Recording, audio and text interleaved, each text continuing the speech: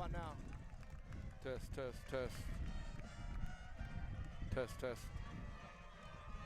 All right, and hey, welcome into Friday Night Football right here on Citrus Preps Game of the Week. I'm Mike Ding along with my partner Greg Johnson. We are at the Panther Pride Stadium here as the Lecanto Panthers take on the visiting The Villages Charter School. I think this is going to be a pretty good game. Yeah. If Lecanto plays like they did last week with the win they got last week, they should give them Villages a run for the. Yeah. Good win for the Lecanto on a 2-win streak here, 38-24 over Central last week. And the big player for the Lecanto, Ryan Rogers, he threw for 356 yards, 18 of 27, and 3 TDs. So let's see if they can get that back into premise here as the Villages get ready for the kickoff. Back deep, 2 men. Players at the 5-yard line for Lecanto. He has a kick. It's a good high kick, going to be taken right about the 10-yard line. And on the inside, going to straight up. They got some straight up the middle and taken down by a host of Villages there. The Buffaloes, we call them Buffaloes. I don't know if it's Buffalo or Buffaloes, but we'll call them the Buffaloes here as we go along. Yeah, he could have probably got some more yardage, but he sort of hesitated for a second instead of just running the ball like you're supposed to do on kicks off. Yep. You can't hesitate. Got to be right ahead. There we go, no huddle here as we're going to go get ready for the first possession of Lecanto here in the first half. Just getting started here at Panther Stadium. We welcome you in here to Citrus Preps live football, live streaming on YouTube. Ryan Rogers, shotgun with 2 setbacks and 2 twins on the far sideline. Ball's at the 21-yard.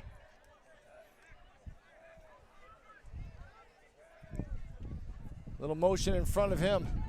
Number 28. Green, handoff up the middle, and it's going to be a short gain for the Panthers as they get very little. Number 60 taken down there, but Mason Johnson and Mason St. John taken down for the tackle. When you run the ball at the middle like that and you got your guy standing there, you can't really go nowhere. He was moving the ball, but if you're going to help your teammate out, push him forward, not backwards. Yep. Brings up second and about 8, gain of 2 yards. Rogers going to be single setback. Blitz looks like it's coming from the left side. Brings another helping hand in there, and then motion across the green. Snap, handoff, right side, big hole, and then he's taken out all the way down past the 30-yard line, close to the first down. He's going to be short. Bring up 3rd and short for the Panthers. See, that's what you got to do. He got a good handoff that time, and he ran it right up the middle, kept his feet going, and picked up the first down. You can't pick up the Villages. They got a good defense. They got a good football team. And I think this is going to be a pretty close game tonight. Yeah, Blaze Bresnahan was the runner on that, and they did get the first down, so it's going to be 1st and 10 on this first possession for the Panthers. Going to be Green in motion again. Snap, handoff, and that's going to be Bresnahan again, and he's taken down for, looks like they're going to be coming back to the original line of scrimmage, so no gain on the play. 2nd, and they're going to call it 11 now. Well, at least they didn't lose no yardage on that. He got back to the line of scrimmage. The 2nd and call it a 10 1/4. That was Luke Momborg on the run. Rogers with motion, Bresnahan across the face. Now Green going to come too. Snap, handoff, inside play. That's going to be nice. Rogers handing off to number 14, Bresnahan, as he comes back inside, and he gains a few yards there, being a 3rd. Blaze Bresnahan makes it to the 35. That was a good run by number 14, but you got to hang on to the ball. Yeah, there's a fumble. I didn't see that. I didn't see the recovery, and that's number 10 for the Villages Charter. That's Brent Bryant running the recovery. So I didn't even see the fumble either on that. I didn't see it on that, so I don't know if it was down there, but it was close. So it brings up 2nd possession as we have the first turnover of the game. 9:59 left in the first quarter. You get a good run like that, you got to keep your hands on the ball. The big playmaker for the Buffaloes is Mac Harris, number 2 quarterback. Had a 56-yard run last week for TD. That's a big run. It is a big run. Single setback behind him, number 5. That's Bryce Milano. Snap, handoff, 21 to the outside, and a clean sweep. He's got some running room all the way down to the far sideline. One to make. He's going to go all the way. Wow, 37 yards, one play. Harris hands off to Marion. And Marion goes all the way in for a touchdown. 6 points on the first play from scrimmage. Buffalo touchdown. That was a good play. He got to the outside, had some good blocks. Villages did put a really nice block on the outside to Lecanto and put him in the end zone for 6 points. That's a good run, good start for the Villages Charter Buffaloes. That's a good start. Lecanto defense needs his buck up on that first play. That's a heartbreaker right there in the beginning. That is. Excuse me, number 19 doing the kicking duties for the Villages. Brandon Gilo. Waiting for the referee to get back in the spot. Left-footed kicker.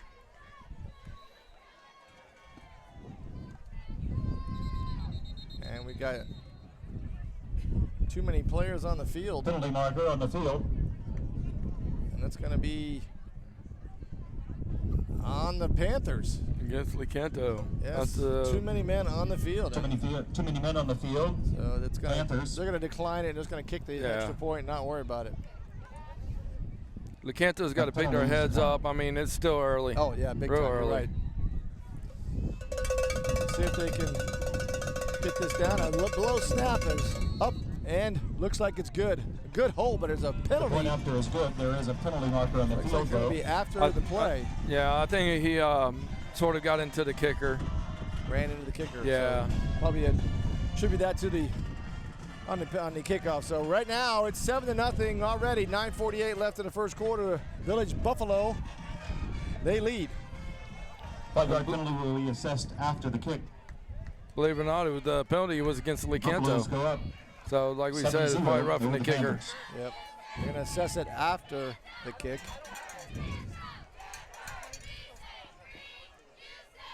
That's Bresnahan back along with Green standing at their own 5-yard line. Number 19, Brandon Gilo, who just got the extra point.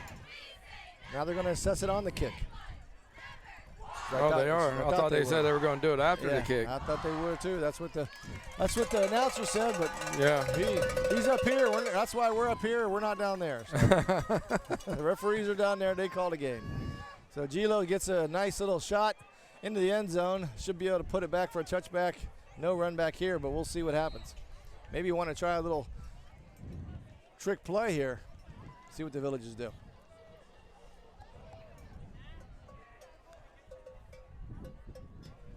And he does just kick it through the end zone, so it'll come back with a touchback, 1st and 10 for the Panthers as they get started on their second possession of the first quarter. Brandon Gilo. Well, when you got a defense like the Village has been so far, I mean, that's not a bad idea to just kick it through the end zone. Let them play the game. Let them set it up. Yeah. So 9:48 left in the first quarter. It's already Panthers already down by 1 score. Still early though. Way early. That was like that Tulane game last night. I think I don't know who was Houston. They were playing the first play of the game. They scored. Riley in the backfield. Rogers snap, handoff. Momberg all the way up to the 25. He's still pounding. He gets down to almost the 30-yard line. That was a good run right there. I mean, like I said, he gets in the backfield and you hand that kid the ball. He keeps his feet moving to get yardage for the Panthers. The first down. Close to the first down, but second and short. So a good first down run for Momberg. That kid's got a lot of talent for the Panthers. Rogers has yet to throw a pass. It's all been runs for the Panthers. Motion across, handoff. No, it's inside. Bresnahan, and he gets stacked. Stood up by number 44, number 76 for the Buffaloes. That's Cody Codwin, and number 76 is going to be Jackson Park, a captain. No gain on the play. Yeah, that was a good stop by the defense. They sort of seen that it was a fake handoff, and as soon as they went to the other side, the defense readied, and they were able to make a big stop. So 3rd and short for the Panthers. Single setback with Rogers. Seems it could be a running down here or a pass down here as Bresnahan moves to the left side. That's going to be Green on the backside. Hand off to Momber, and he's just hit hard behind the line of scrimmage by number 16 and taken back for a loss. That's Kevin Day, junior, 5'10", 185-pounder. That was a big hit. I mean, he put a nice stop on him and brings up fourth down. I mean, Lecanto, I mean, they're running the ball, but you eventually got to get a pass play in there to try to get the first down. They're going to go ahead and punt it, and that was a really disappointing possession there, as they had the ball close to the first down marker, couldn't get 2 yards or 1 yard in 2 plays. Snap. Rugby style kick. He runs to the right side. An end over end kick is going to be taken right at the 35. He drops it, and he recovers. That's number 21 for the Villages. That is Joshua Marion.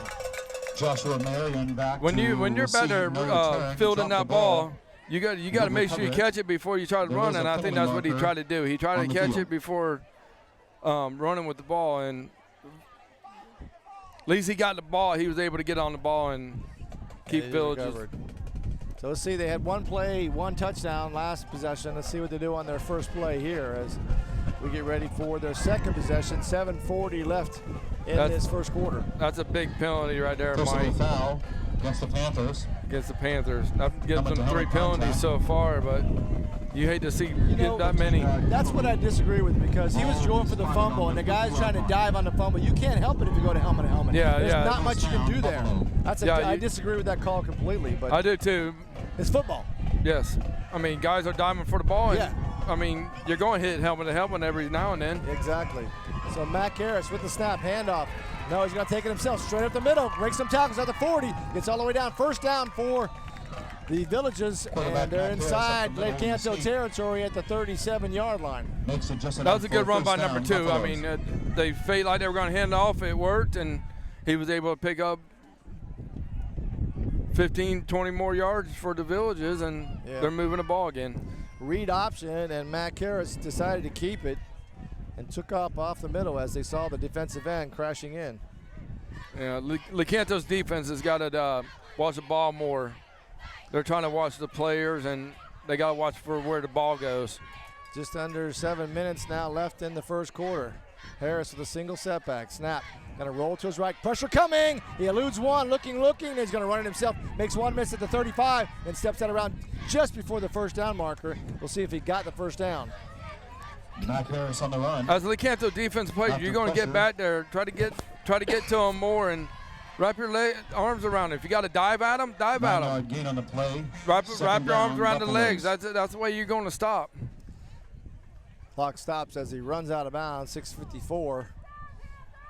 Mac Harris already starting to show why he's a very good quarterback. He's pretty tall too. He's a big boy. Mac Harris is senior, 6'2", 205. Man, he's taller than me. Harris with a single setback. That's Mulatto. Handoff. Mulatto goes up the right, but the Panthers defense a deep it. That's a big stop for Lecanto. They needed that stop, and Sean Ruby there to stop the run. To make a big stop like that against this Villages team, I mean, that hopefully that gives them some confidence to watch the ball where it goes and make some big stops. I gotta have more cowbell. Brings up 3rd and short. That was Sean Ruby with the tackle. 5'9", 280-pound senior, staying right in the middle there. All right, Panther fans, it's big third down here. Trying to stop the tide here for the Villages. Stop the Buffalo drive. Harris with a single setback. Snap. They're going to roll it. They keep it himself. Quarterback keeper. Bottled up. Takes it back inside. Gets the first down. Spins. He's all the way out to the 20. All the way down inside the 20-yard line. Finally taken down there by Panther. That was a big run for the Villages. I mean, that was like 3rd down and something. And when you got a quarterback is 6'2", 205, he's going to be pretty tough to take down. I agree. That's a Buffalo first down. It is a Buffalo first down. They can still get a first down without getting a touchdown. And we're going to have a quick water break, and we're going to take a quick break as we get ready for this second quarter. You're listening to and watching to live stream high school football on Citrus Preps. Sweetwater Homes is the premier builder on the Nature Coast of Florida, building quality homes since 1989. Whether you are looking for a retirement community, a home with beautiful natural surroundings, or a second home, Sweetwater Homes offers it all. We have various floor plans that take advantage of our unique area here on the Nature Coast of Florida, and our custom home planning can make your dreams come true. Visit us at sweetwaterhomes.com or call 352-382-4888. And we are back. Welcome back into live stream high school football here on Citrus Preps. I'm Mike Deem along with my partner Greg Johnson. Villages right now dominating on offense. They're 2 possessions. They're about ready to score here as Matt Harris has done the bulk of the work for him. Yeah, Lecanto defense got to come up and make some big plays.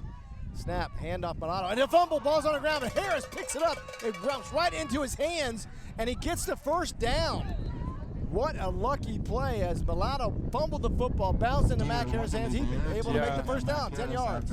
Yeah, Villages got lucky on that play. I mean, when you're running at somebody like that, make sure you got the hands on the ball.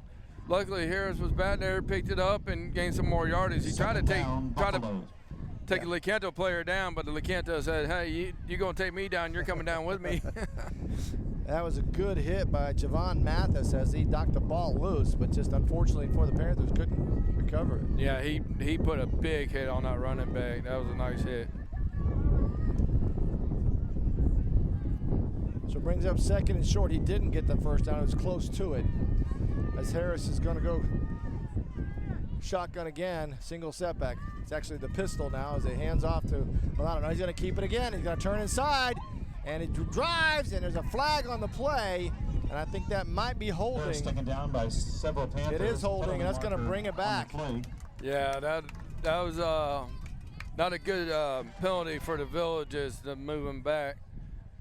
But the Villages offense is looking really good. They got the running, and they got some big guys on the line, and Lecanto's he's got to push their guy back and make some big stops. So that's going to move them all the way back outside the 10-yard line. It's called it the 12-yard line. So it'll be second and back to the original line of scrimmage, so second and 10. Holding Buffaloes, 10-yard penalty. Ball spotted at the 13-yard line. Now under 4:42. Still second down. Lecanto's got to make some big stops right here. Motion, handoff. That's Marion. He's going to cut the edge, tries to cut it inside, and they block him outside, but he stays on his feet, tiptoes in. No, he said he stepped out of bounds, so he did step out of bounds before the touchdown, but Marion, good job trying to get down that sideline. That was a good run by the Villages, but what a big stop by the outside of defense for Lecanto. If it wasn't for that guy being there, the Villages would put 6 more points on the board. Cowbell. I'm seeing a number 22, but I can't really know. There's nothing on there. Tells me who that is. So I'm going to have to try to find out who that is after we get going here. But he did force him inside, and then Marion just made a good play to get it outside. They're going to measure here to see if they did get the first down. I think he might be a little short. I love it when they make the chain gang guys run all the way across the field. Especially when they're wearing Lecanto stuff.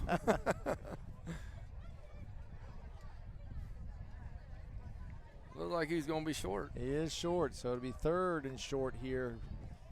Big set of downs for the Lecanto defense would give a great momentum boost if they could push him or stop him here, or at least hold him to a field goal.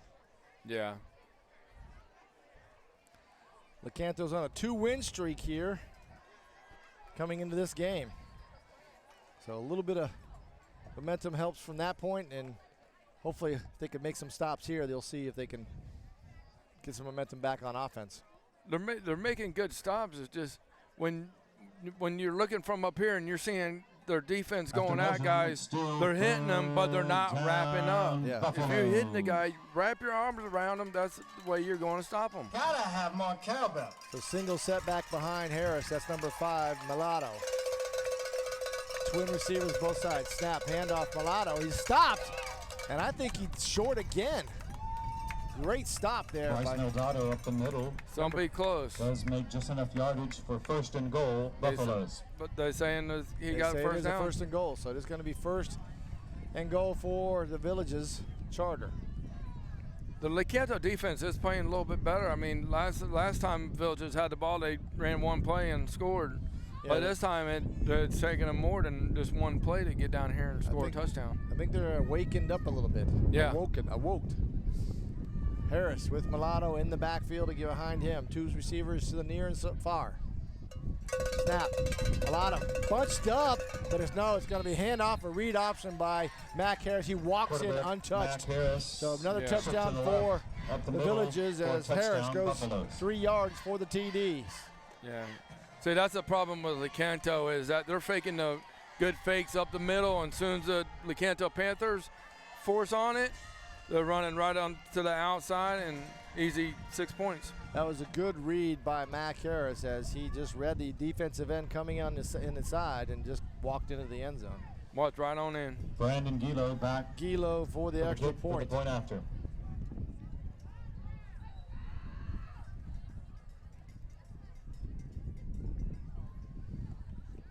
Snap. Kick is up, and it is good. So it's going to bring the score to 14-0 in the first quarter with 3:56 left. We're going to take a quick break. You're watching and listening to live stream high school football on Citrus Preps. At Eagle Buick GMC, folks take a liking to our way of business. They love that we're family owned and family friendly. You get the best selection, the best price, and the best dealership experience. With affordable leases and incredible discounts, find what you're looking for, or we'll find it for you. And we always honor our military and veterans. Eagle Buick GMC in Homosassa, under the giant American flag.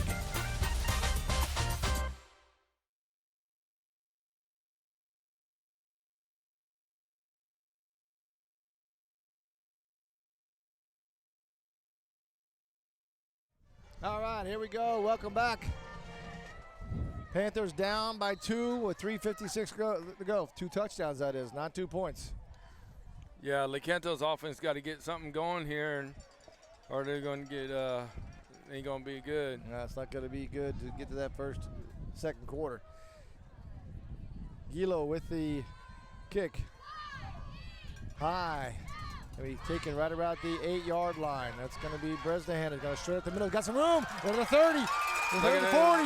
45. 50. One man to break. You got a kicker. He's going to come inside. Take it out of bounds at the 25-yard line. Good run by Blaze Bresnahan. Bresnahan, what a run. He caught the ball, kept his feet going, didn't hesitate, and found a big hole, and now they're on the 25-yard line. I mean, they got some momentum going now.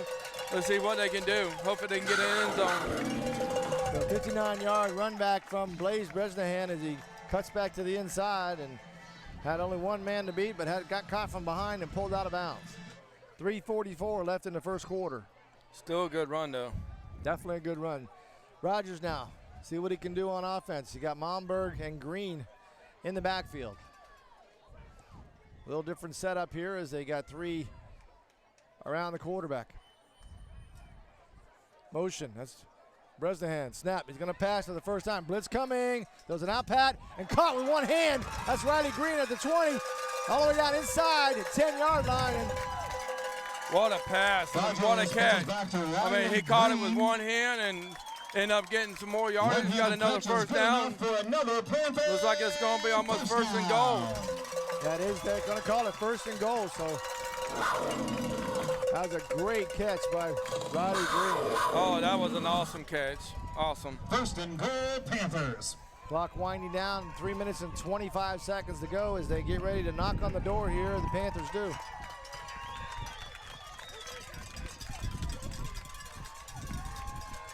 Momberg in the backfield. Rogers gonna roll out, looking, got some pass, flat, that's Green. He's caught, tries to get out, but he is taken down. Good tackles there by number 4 for Rogers the Villages. Green again. That was a good tackle on the play. Second and goal, Panthers. Sorry, that's number 9. Colin O'Rourke Senior, 6'1", 170-pound defensive back. That was a good read by Rogers, but you got to get a little bit more yardage. So what moved them back a little bit, some yardage, so it's going to be 2nd and goal. Rogers looking slant and just overthrows him as a inside slant was coming, intended for, I believe that was Bresnahan, and it was. Yeah, he just stood a little too high. If he would have got it down, it would have been easy 6 points for Lecanto. No, but they still got 2 more downs to get in the end zone or even kick a field goal and get 3 points on the board. Well, I think that with the way they're behind, you're probably right. It's 2 down territory to score a touchdown. Yeah.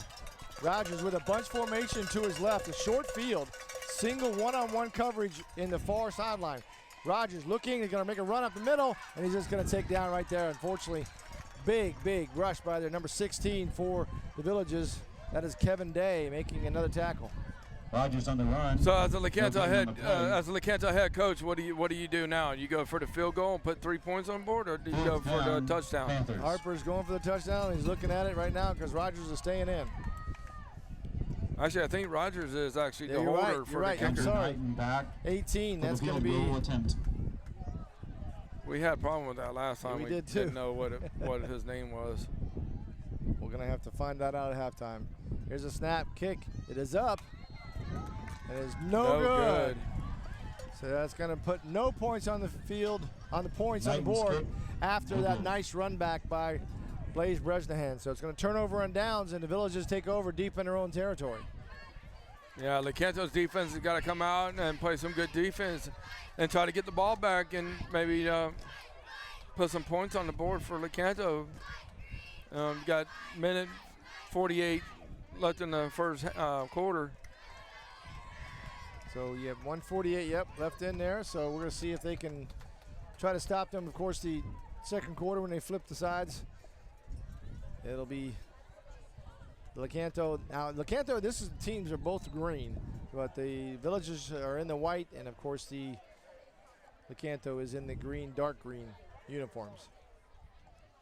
Harris with a pistol. Mulatto in the back. Snap, handoff, Reed, and then just blows him up.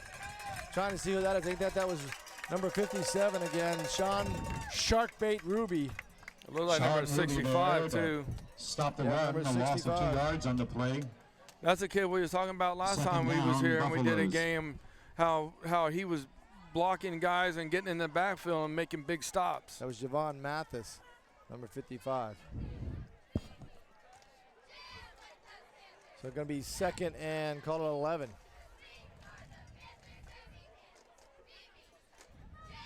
Motion.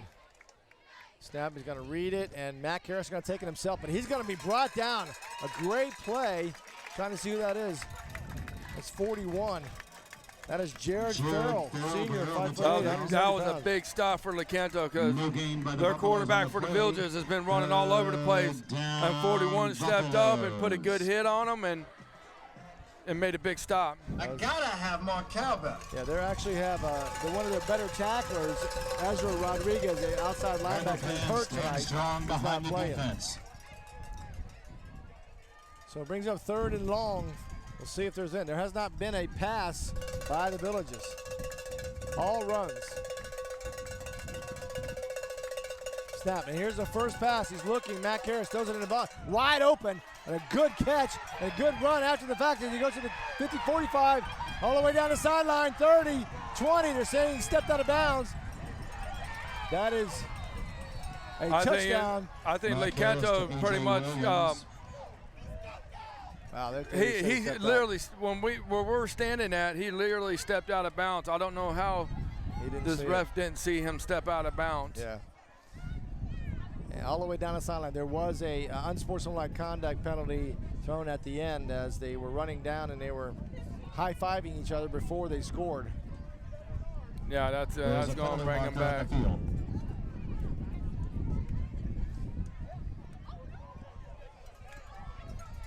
That was A.J. Williams on the catch and conduct run. Against the Buffaloes. The touchdown will count, and the penalty assessed afterward.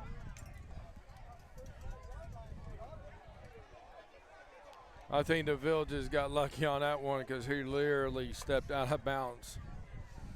I'm not sure that they could see it because of the coaches or what. I don't know what it is, but I definitely saw that too. Well, you can't really argue anything. They don't have no way to go back and look at the replay. Yep, it's going to be a call, no matter what it is. This is Giglio with the extra point, and we got timeout. I think the coach sort of wants to talk to the head ref and find out what's going on. Yeah, Coach Harper is not feeling too good with this. We're going to take a quick break. You're watching live stream high school football on Citrus Preps. Changing your kitchen or bath? Let the professionals at Deems Kitchen and Bath Showrooms help you update your old kitchen or bathroom. For over 33 years, the Deem family has provided quality products and services to homeowners and builders, from total remodels to changing out your countertops. DCI Countertops is our 15,000 square foot facility for manufacturing your silestone, granite, and Corian countertops. We can provide all your countertop needs directly from the manufacturer. So for your next project, remember the professionals at Deems Kitchen and Bath Showrooms and DCI Countertops. Don't dream it. Deem it. And welcome back to live high school football. Extra point was good. He's at 21-0 with 6 seconds left. Over the Panthers, 21-0. We are trying to, in our video technician booth, we're trying to see if this that play was a step out of bounds. We tried to see if the video can corroborate he did step out of bounds or not step out of bounds on this play, but right now we're running it back.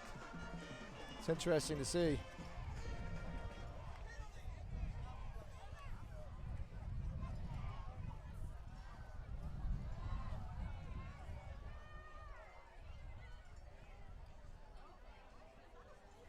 This is the penalty assessed 15 yards for unsportsmanlike conduct.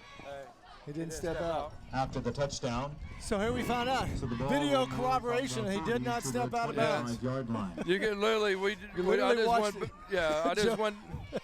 I just went down there and looked at it. He literally was not out of bounds.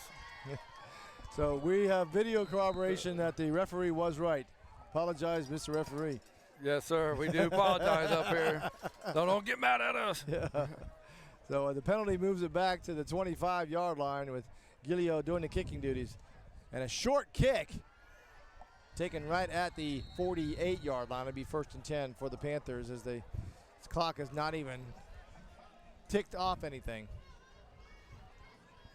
Colton Dodd with the catch. No return on the play. So Colton Dodd fair catched it, and we'll see if one play, and then they'll split the fields and go the other way. Up for the fair catch. The ball's on the Lecanto's got to get something going here to at least try to go into the second quarter and try to get some points on the board. And right now, 21-0. They got to get something going. Rogers now going to have to revert to the passing game to see if he can pick this team up a little bit as we get a single setback move to his left. That's Malmberg. Looks like a blitz coming up the middle. They're going to step back and give him some more protection. Going to roll to his right. Blitz coming from the left side, throws outside, and Green could not make, Bresnahan could not make the same catch that Green did on that thrown behind him. Bresnahan. Yeah, he just stood right behind him. Bresnahan, he tried to he got his hand on the ball and tried to flip it over to the other side and tried to turn around and catch the ball, but he wasn't able to. We're going to take a quick break as we switch the quarters here into the first quarter. 21-0, Villages lead. Watching live stream high school football on Citrus Preps. Your #1 source for tile is Proline Tile of Citrus County. Their 3,000 square foot showroom has a vast selection of wall, floor, natural stone tile, glass tile, and pool tiles to satisfy even the hardest to please customer. They also have interlocking pavers, slate, and marble, as well as wood flooring. So whether you're remodeling or building the home of your dreams, Proline Tile of Citrus County can guide you to the best tile packages to meet all of your needs. Proline Tile, 7119 West Gulf to Lake Highway in Crystal River. And we are back. Welcome in high school football here at Lecanto Stadium. Second quarter getting started down. The Panthers down by 21 points as they get their first possession of the second quarter, third possession of the first half. Rogers has had a couple of plays, been looked a little off now, but he hands it off up the middle, and that's a good run as he holds on to the ball, gets about 4 yards. Yeah, that was a really good run by number 25. He kept his feet going, and he was able to push that defense back and pick up, looks like maybe 5 yards. Down, Panthers. They're going to mark him 5 yards, so that's good. He had Luke Momberg on the run. As a sophomore, he's been playing really well. Primary back right now. Yeah, this is going to be a big play because it's 3rd down and 5, so they need to get at least 5 yards to keep the ball going. I believe this will probably be 2 down territory if they do not get it here, but we'll see what Rogers can do. Yeah. That's going to be Bresnahan who comes in. And we got a timeout. Rogers didn't like what he saw, and he's going to have to talk to Coach Harper. Lecanto. And he was about ready to time. I guess they were going to he's about ready to throw the flag, and he saw that. That's a good call by Ryan Rogers. Yeah, as a quarterback, you got to be looking for stuff like that. You know that flag's getting ready to come out. Use a timeout. Annual fishing tournament. At least if you use a timeout, you ain't going to get a 5-yard penalty. Now you get 3rd down and 10. That's very right. So registration that was a good call by Ryan Rogers to call timeout. Well, Ryan is a baccalaureate student. He's a pretty smart dude. Yeah. LHS I used to race go-karts with Ryan Rogers. He was a good go-kart racer. And let me tell you, nobody could outrun that kid. But now I get to watch him play some football, and the kid's got a lot of talent. So clock stops with that timeout, 11:10, and as the Villages Charter School gets back in there. So 3rd and 5 Panthers. for Lecanto. It's going to be Bresnahan in motion. He's going to step into the backfield.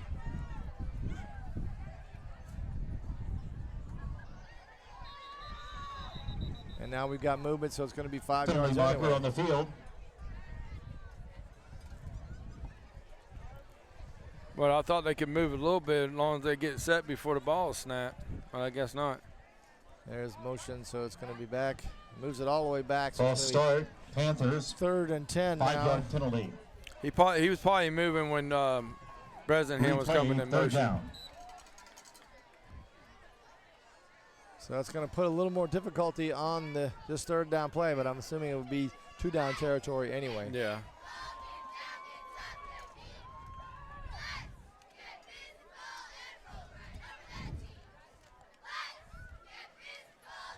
Bresnahan in motion, snap. He's going to roll to his left, and Ballett's coming. Throws across the middle. Caught! That's a 1st down. Good throw and catch. That was a nice throw by Rogers, and nice catch out there on that outside. 1st down and 10 for the Panthers. I mean, they're moving the ball. That's Blake Albach on the catch. Yeah, the Lecanto Panthers got to be able to keep the ball moving. What I'm seeing too, Greg, is that the quicker he gets that release, it's a little bit easier. They're open real quick, so he's going to make that throw as quick as he can. Yeah, he could have went. He could have went either way because Bresnahan was open on this side too, so he could have went either way. 1st and 10 as Rogers 2-step drop. Blitz coming, and they're going to get him. That's number 9 on the sack. That's Colin O'Rourke for the Villages. Down in the backfield for a loss of 4 yards. The bad thing, what I just seen on that play, Mike, is that number 9 come on the outside and nobody really picked him up. He got right past him and made a big stop. Think it was a missed assignment there or something? Yeah, or somebody just not paying attention and didn't see him coming on the outside at the last minute and end up sacking Ryan Rogers in the backfield. Number Rogers now again in the backfield with a single setback. Going to be 2nd and 15. Clock winding down under 10 minutes in the 2nd quarter. Snap. Rogers looking, protection's coming. He's got some protection. He's going to take off on himself. 40, runs it all the way into the 35-yard line, down to the 32-yard line. Good run. Rogers for an 11-yard That was a really good run by Ryan Rogers. He didn't see nobody open and seen a big hole, and he took it himself and ended up getting looks like 3rd down and 5 again. So Panthers. Let's see if Lecanto can get the 1st down and keep this ball going and get some points on the board. So 3rd and I call it 6 as they're going to move it back a little bit. Rogers again looking for some kind of big play here as Momberg goes in motion. Handoff. That's Momberg, I'm sorry, with the handoff and the run. He's going to keep on his feet until he gets that first down, and he is going to make that first down. What a run. That was a really, really good run. He got the ball, handoff of the middle. Them Villagers was hitting him, but he kept his feet pumping and got a first down. First down. So a little movement here for the Lecanto Panthers, 8:55 and counting here in this first half. 21-0 is your score. So far it's been the Momberg and Rogers show. Oh, you got that one right, Mike. It sure has. And that's Momberg again. He makes one miss and bounds it all the way down inside the 20-yard line.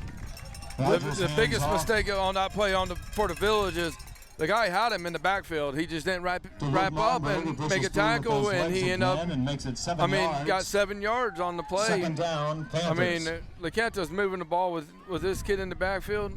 They're going to move the ball.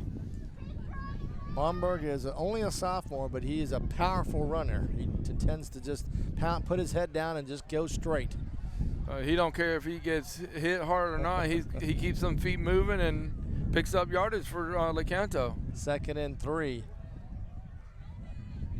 That's Bresnahan comes back in the backfield. Motion Riley Green across the face. Snap. Handoff. That's Momberg. He's going to take it to the right side. Puts his hand on Matt. What a move. All the way inside the 10-yard line. What a run. I mean, this kid is amazing. This kid is unreal. I mean, guys are hitting him. 5 or 6 guys are hitting him. He's keeping his feet moving, and he's picking up yardage, and that's what you got to do as a running back. You can't. Once you stop your feet, then you're pretty much done right there. First and goal, Panthers. He was just picking his way through that defensive line. Yeah, he That was. Really nice vision on that. Ball is just outside the 10-yard line. That's going to be Bresnahan come back yet. 7:26 as the clock is stopped. Green across the face. Hand off to Bresnahan, who cuts back inside, and he's going to be inside the 5-yard line. Just down at the 5, I'm sorry, at the 6-yard line. Bresnahan for a 5-yard gain. That was a good run by Bresnahan. I mean, he found a hole to a little bit to the outside and took it and ended up getting 5 more yards. Pretty much Lecanto can get another first down. Or even a touchdown. They need to get a touchdown here as a 2nd and goal. Rogers now, 2 setbacks again. Motion across the face. That's Riley Green. Hand off to Momberg. Makes one miss and then gets back maybe a yard of gain on that play. Bring up 3rd and goal. I think they need to try to run Momberg to the outside. One play, get some blockers in front of them and let them run right into the end zone. 3rd down, Panthers. Little student body right or left. Yeah. 3rd and goal. 6:30 left in this first half. Panthers down by 21, trying to get on the board. It's going to be Green in motion, handoff. And that is Momberg. He goes up the middle, and he's almost there, but he's stopped just short of the goal line. It's going to be 4th and goal. I think he's down at the 2-yard line. On this example, when you're down by 21 points. Momberg stopped just short of the goal line. Why not go for it? And we've got a timeout. We're going to take a timeout right here. Citrus Preps live stream high school football. Sweetwater Homes is the premier builder on the Nature Coast of Florida, building quality homes since 1989. Whether you are looking for a retirement community, a home with beautiful natural surroundings, or a second home, Sweetwater Homes offers it all. We have various floor plans that take advantage of our unique area here on the Nature Coast of Florida, and our custom home planning can make your dreams come true. Visit us at sweetwaterhomes.com or call 352-382-4888. School sports. And we are back. www.mfhsnetwork.com. Thank you for tuning in to live high school football here on Citrus Preps. The official online Here at Panther Stadium, where the Panthers are down by 21 points early in the first quarter. And now it's 6 minutes left in the second quarter, and they're knocking on the door. 4th and goal from the 1.5-yard line. And all the wins of Panther Sports at This is a big down for the Panthers.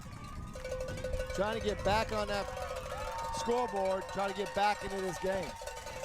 Yeah, hopefully they get past this Village defense and get some points on the board. So a little tight now as Malmberg is to Rogers' right. There's a blitz coming up the middle. You see the inside linebacker sneaking up, and he's going to butt blitz, and he is going to come offside. Saw that coming a mile away. They're going to have the distance to the goal. Get a little bit easier for Malmberg now. Yeah, because now you're offsides. You're 4th and 1. I mean, you're pretty much right there. That should be a quarterback sneak if you're if you're smart. If you're Craig Johnson, it's quarterback sneak, right? A quarterback sneak all day long. I mean, when we used to do scrimmage games when I played semi-pro, and I get that close, I'm like, that's you, Coach, right? let me take it. And he goes, hey, it's your call. And that is Malmberg. And I would get in. And that is Malmberg. I believe he's in. Takes the snap. So they get on the board. Luke Malmberg. I think you called that, Mike. You said quarterback sneak right up the middle, and that's what they did. Yep. Malmberg. So, I mean, what a play by Lecanto. They got some points on the board, and I think they got some momentum going now for their team.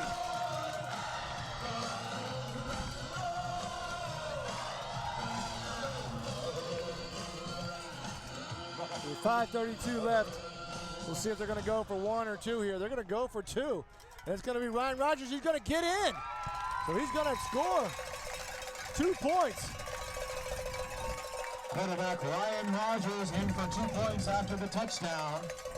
Hey, Mike, I got one question to ask you, though. What do you think about these fans here? It's great, man.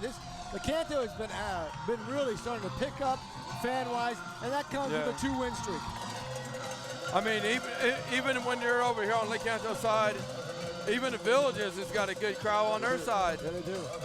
You're right. Villages travel very well from over there.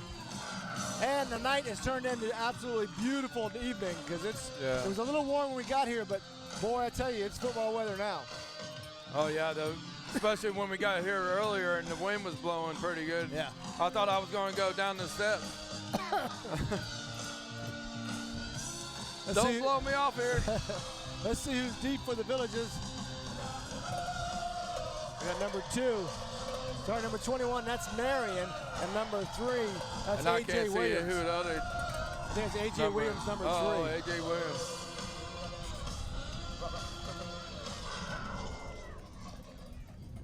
Here's the run up. It's a high pooch kick. He's going to take it to 30, down by number 4. Got some room, cuts back outside, then cuts outside. Got 1 to beat. All the way past the 50-yard line as they take him down. 5:22 left to go as the Villages come back on offense. I really don't think that was a good idea. I would have kicked it deep. By Riley Green. Especially with Villages and their players. They got some big boys over there. At the 47-yard line. So let's see if the defense can stiffen up a little bit. They did. I mean, they did stop them last time and make them punt. So they did. See if they can do it again. So here we go. Matt Harris coming back out. Number 11 is going to be his running back, Corey Goldwire.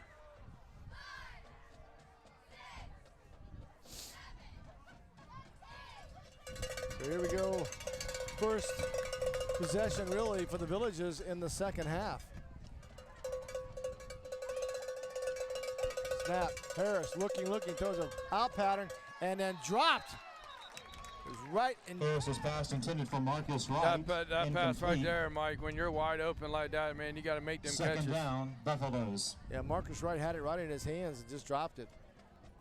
Yeah, he just didn't. I don't think he just didn't keep his eye on the ball because it pretty much went right through his hands.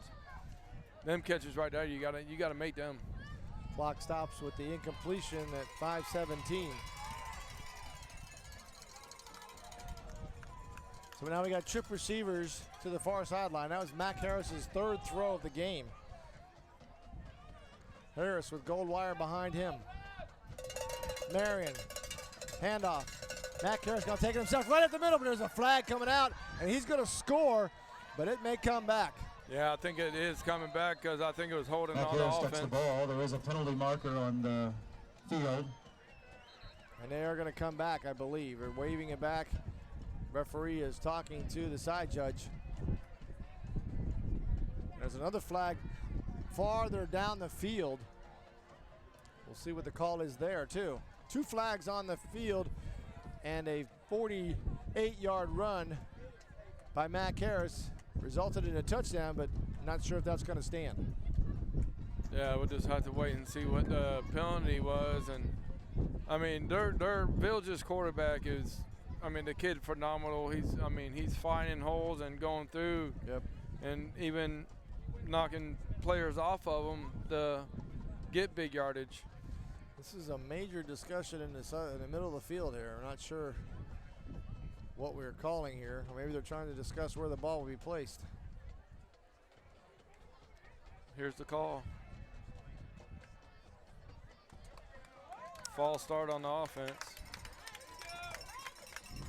Unsportsmanlike conduct. So it's going to offsetting penalties.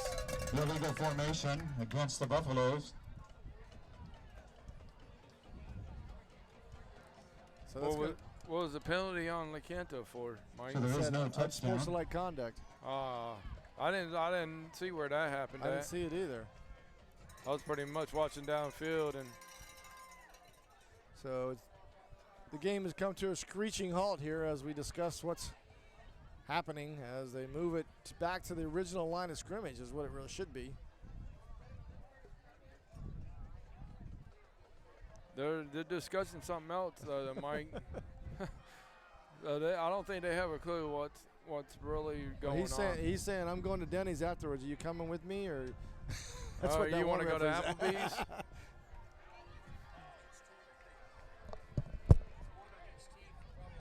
what I said. They're offsetting. Yeah. So I'm not sure. This is 2 huddles now that we've had on the same call. Yeah. Or calls. I don't think they know what's going on. It actually should be right back where the should start over. Yeah, with it being second down.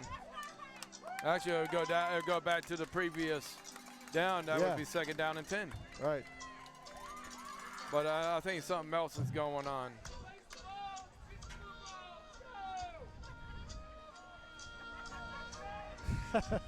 We got some Jeopardy music being played here by Lecanto. Oh, man.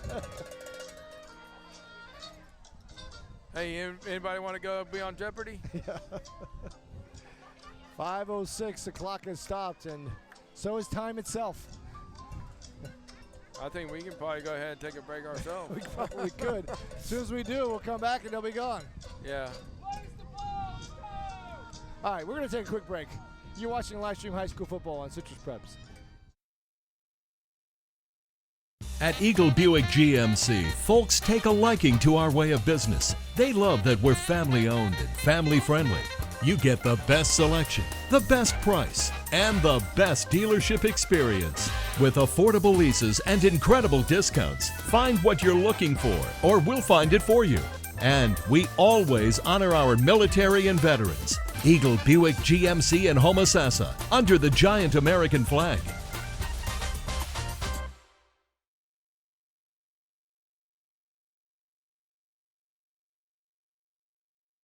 We are back, and we are still debating. I think they're going, oh, they moved it back.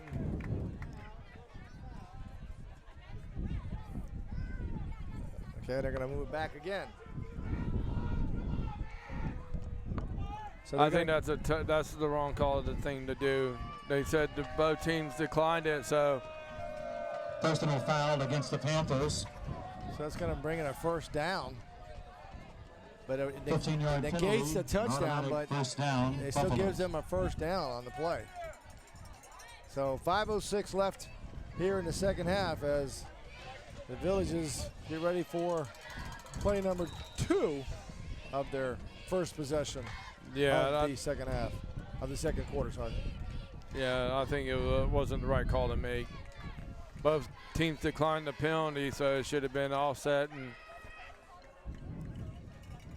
so there we go as the Buffaloes, Mac Harris back deep, gets no pressure, throws across the middle, and then he was hit, but he overthrew him, so it'll be incomplete. Clock stops at 4:44. Pass is incomplete. There was no penalty marker on the play. So the clock is stopped at 4:44 left. That's 2nd and 10. Second down, Buffaloes. I've noticed that a lot of people are getting a little frustrated and stuff like that. But when you go up for catch a ball, you're expecting that you're going to get hit. Yeah. So Mac Harris is going to be directing it here now. Again, number 11 behind him for the Buffaloes. That's Corey Goldwire.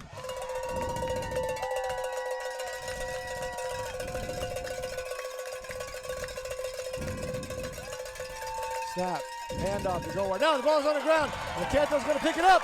And they're going to go to 50, 40, 30. He's going to go all the way as a scoop and score for Lecanto. What a big play for Lecanto. I mean, kid made a good hit on the quarterback. He fumbled it back, ran it back, and now we got a game.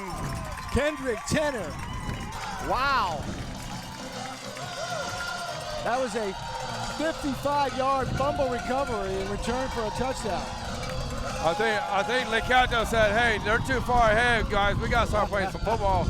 And now look at the score, 21-14. And they're going to go for it. See if they go for two here again. I think they're going to kick. I think they're going to kick it this time.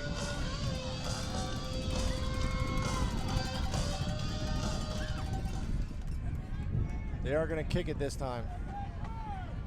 Andrew Knighton back for the kick. Oh, they faked it again. And they tried to get out, but Rogers could not get out. I think the coach was trying to get pass interference because one Village guy sort of pushed the other kid as he was going for the ball. So it is an incompletion on the pass. So it's 21-14 with 4:30 left in this first half. I'll tell you one thing though, 21-0. Now it's 21-14. We got a football game now, Mike. Yeah, there's a lot of heart coming out of these kids on this Lecanto team because they just stayed in there. Both teams. I don't know what's going on with the Villages, but they got up to 21-0, and it's like they just gave up a little bit, Mike. Yeah, kind of try to maybe coast a little bit, try to just kind of. They know they're up by 3 scores. They're not going to do much. Now they're in a ball game. They got to play. Oh yeah. Coastal Engineering Associates. So Marion back deep. Booster football sponsor. Marion's back deep for the Villages along with number 9. That's Colin O'Rourke. I'm not sure that's 9. It's number 4. Marcus Wright. Kick is a high pooch again. Right at the 28-yard line. Right up the middle. It comes to the left side. Cuts back outside. He's got some room to run. He's going to be forced outside down. Number Marcus Wright. 1. That's number 4. Marcus Wright with the catch. Number 1 with the takedown, Terry Kitchen. We had a little action down on the sideline. Number 4 got pushed out of bounds, and he acted like he was going to throw the football at Lecanto's player, but he thought twice and ran off the field. So cooler heads prevailed there. 23-yard return. I totally agree with you on that pooch kick. It's just giving them great field position on this, and they have a short drive for that touchdown. 4:22 left in this second half. First half.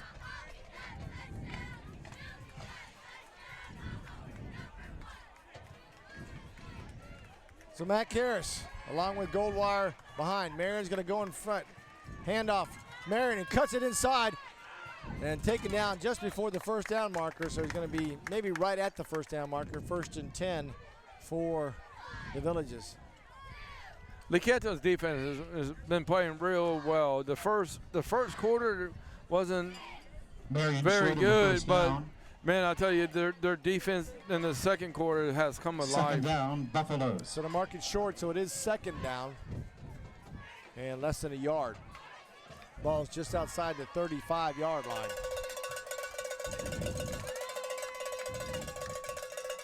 Motion again, Reed and Harris eludes one tackler and then gets down, but I think he lost a yard.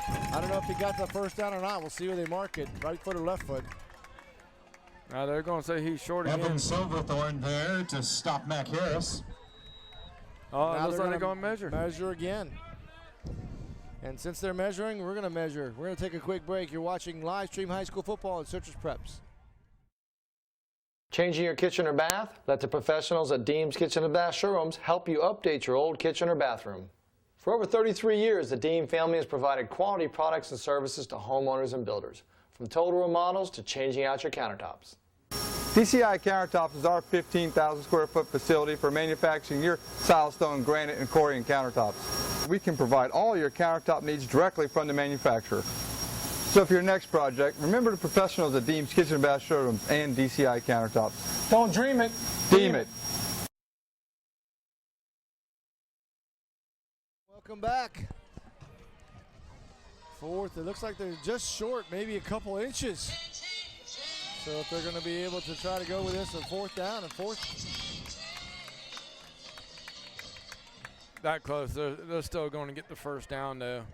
But Lecanto's defense is playing really well. Ball short of the first down. They're playing really well football. Third down. They got to keep it going. Buffaloes. It is third down. I'm sorry, I thought it was fourth down.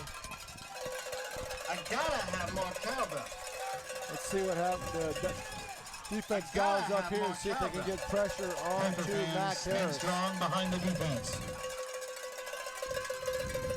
Harris is going to look. He's got some pressure coming. He was held.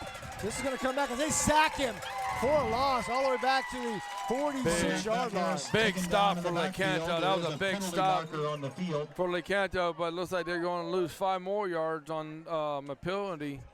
Looks like it's going to be against the Villages. That was number Evan Silverthorne, Kendrick Tenor there. That was number 55 that was held for Lecanto. That's Marion Javon Penalty is Matthews. declined.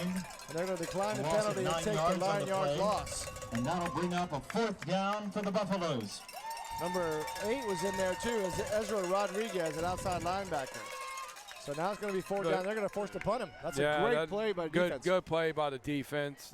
They declined the penalty and made Villages have to punt the ball, and let's see if they can go down here and tie this game up before halftime. Brandon Gilu back for the punt. Gilo is doing the punting duties back deep. The Lecanto player standing at his own 10-yard line. And now we've got a timeout taken by the Villages. We're going to take a quick timeout. You're watching live high school football here on Citrus Preps.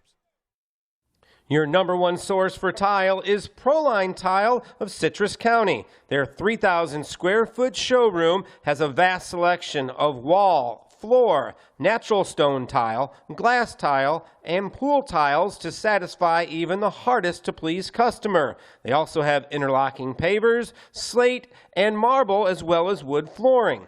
So whether you're you got a football game now. Ryan Rogers, quarterback in the shotgun snap. He's going to look to the right, throws a slant across the middle, and intended for number 20. Ryan Rogers pass incomplete. Something is Riley Green. It's incomplete. 2:35. The clock stops with the That'll bring up a second down for the Panthers. We get back up. You notice both these teams are not using any kind of huddle. They don't call the in the huddle. They don't call the plays in the huddle. Looking, throwing, outside pass, caught the 20-yard line. What a play by Ryan Rogers. Rogers pass to Riley Green. Good for another. Riley Green on the catch. I mean, he made a really good catch. The thing I like about Ryan Rogers as quarterback, he knows how to read and find open guys and knows who can catch it. Rogers with a good pass to Green, moves the sticks, gets him out of the turtle there. Rogers going to roll to his right, throws it, comes back across the middle, and he was hit. And there was a flag coming in, and that's going to be interference. Incomplete, but there is a penalty marker on the field.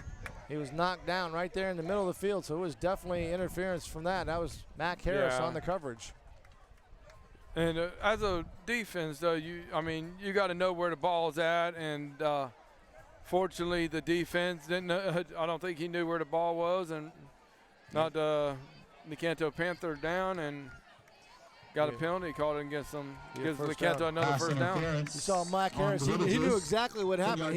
As soon as it happened, he knew he was going to get tagged on. Yeah. 2 minutes and 9 seconds left here as they get underneath the ball real quick so they can get this going. Rogers with one setback. Blitz coming. He's going to roll to his right. Throws a deep ball down the middle. He's wide open. Caught. What a it catch. Falls down and good throw. All the way inside Villages territory. That's Riley Green. The thing, like I said earlier, Ryan Rogers as a quarterback, knows how to read stuff. He read that perfect. The receiver actually got ahead of the defensive player, made a good catch. Fortunately, he wasn't able to stay on his feet to go down and get points on the board. But like I said before, Lecanto's offense is moving the ball. 156 as Rogers throws an outside pass, almost picked off. Number 3 read that very well. That was A.J. Williams, who almost took it to the house. So incomplete. As a defense, I mean, you catch that ball, you're off to the races, and especially on a slant like that. Oh yeah. Clock stops with the incompletion at 1:49. Brings up 2nd and 10. And the bad thing for Rogers, though, he just made a bad decision.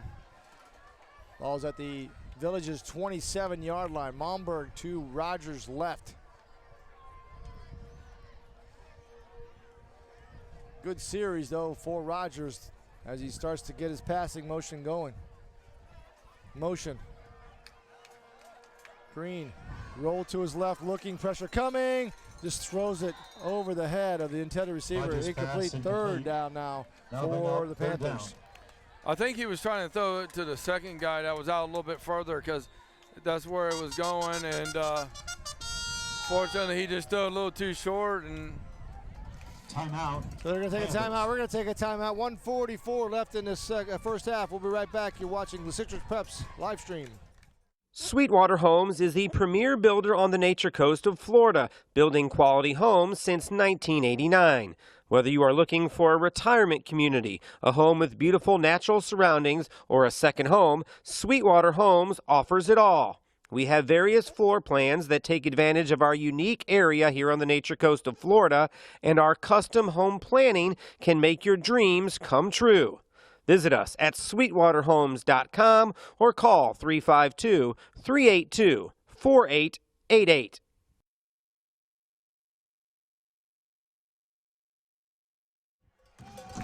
All right, we are back, and right at the end of this first half, the offense for the Panthers has wakened. They're waking up big time, aren't they, Mike? 1:44 left. 3rd down, Panthers. 3rd and 10. Panthers. Rogers in the backfield with Malmberg. Bresnan goes in motion. Now Green. Snap, he's going to roll to his left, looks, throws back to his right. Throws it up for a grab and overthrown. Intended for number 8. It looks like that's, I'm sorry, can't see who that is. Number 5, I'm sorry, Blake Allback. Parker. That was a good Parker, thank you. Yeah, that was a good pass by Rogers. Fortunately, he just underthrew him a little bit. So 4th down now. Clock stops at 1:37. Need a first down at least to keep this drive going. I think as an offensive receiver that you got to come back and run into the defensive player a little bit and get the penalty.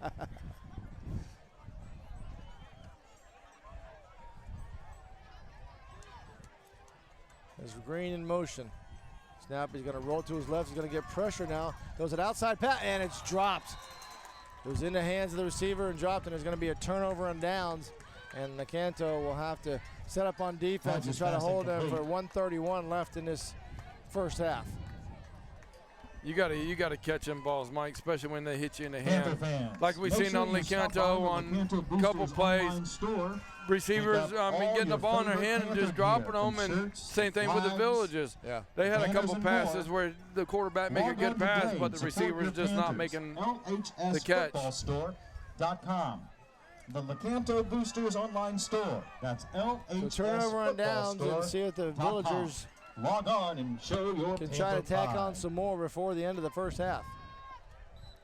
I think Lecanto's defense is going to stop them again like they've been doing the whole second quarter. Matt Karras at the quarterback position with Goldwire behind him. Reed, Goldwire up the middle, and there's nothing doing as the Lecanto Panthers take him down for no gain. The one thing I noticed about the Villages running back, he is literally just running at the defense. You got to, as an offense, you got to find the holes. You just can't run at the defense and expect you to knock them back. Right.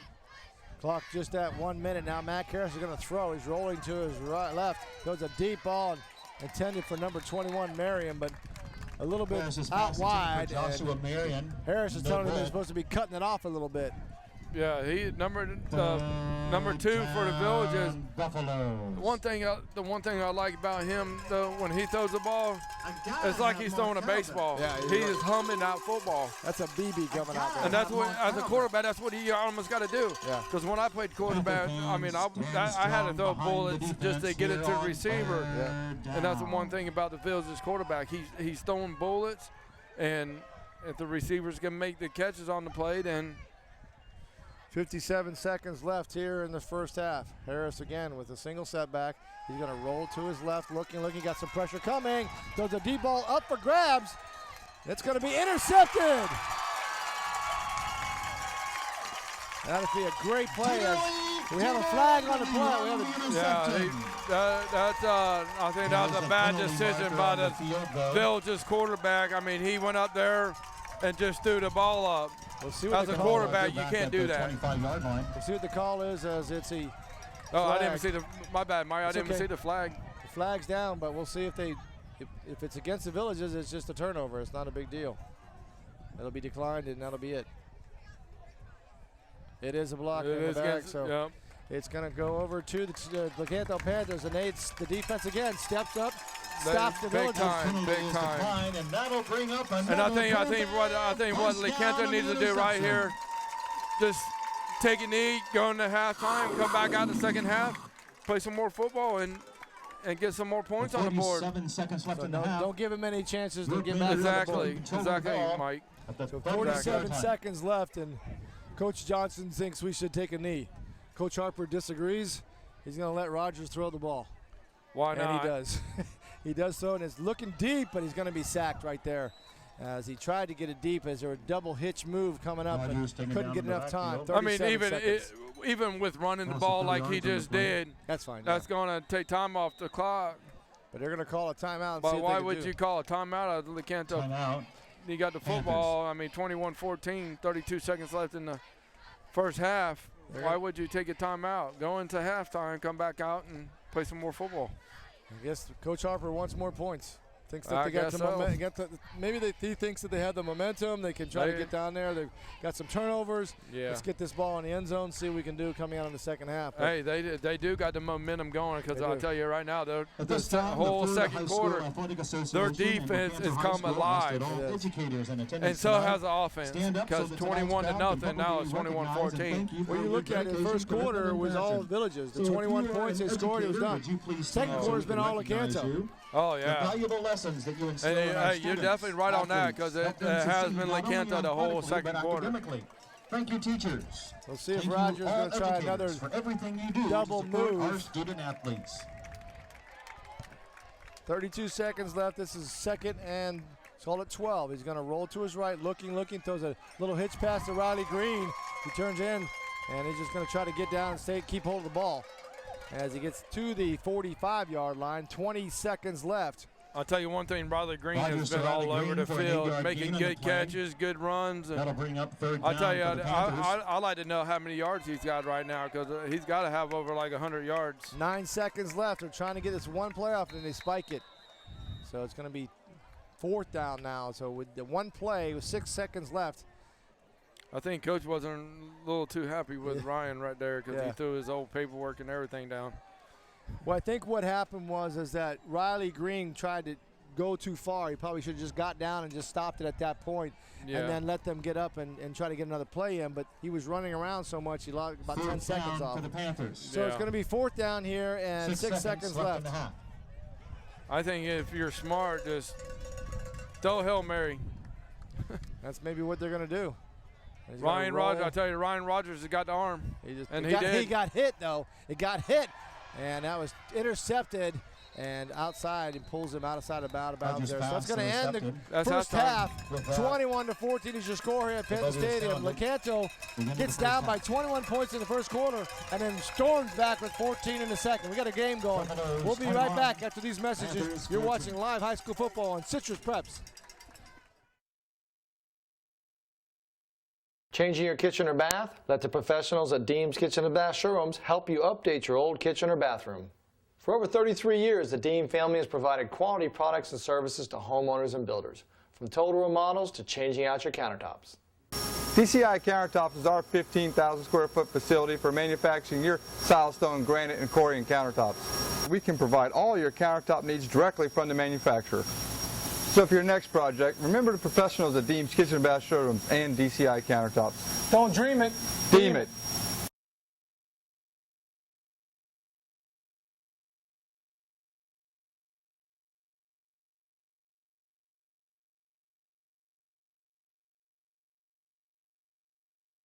Your #1 source for tile is Proline Tile of Citrus County. Their 3,000 square foot showroom has a vast selection of wall, floor, natural stone tile, glass tile, and pool tiles to satisfy even the hardest to please customer. They also have interlocking pavers, slate, and marble, as well as wood flooring. So whether you're remodeling or building the home of your dreams, Proline Tile of Citrus County can guide you to the best tile packages to meet all of your needs. Proline Tile, 7119 West Gulf to Lake Highway in Crystal River.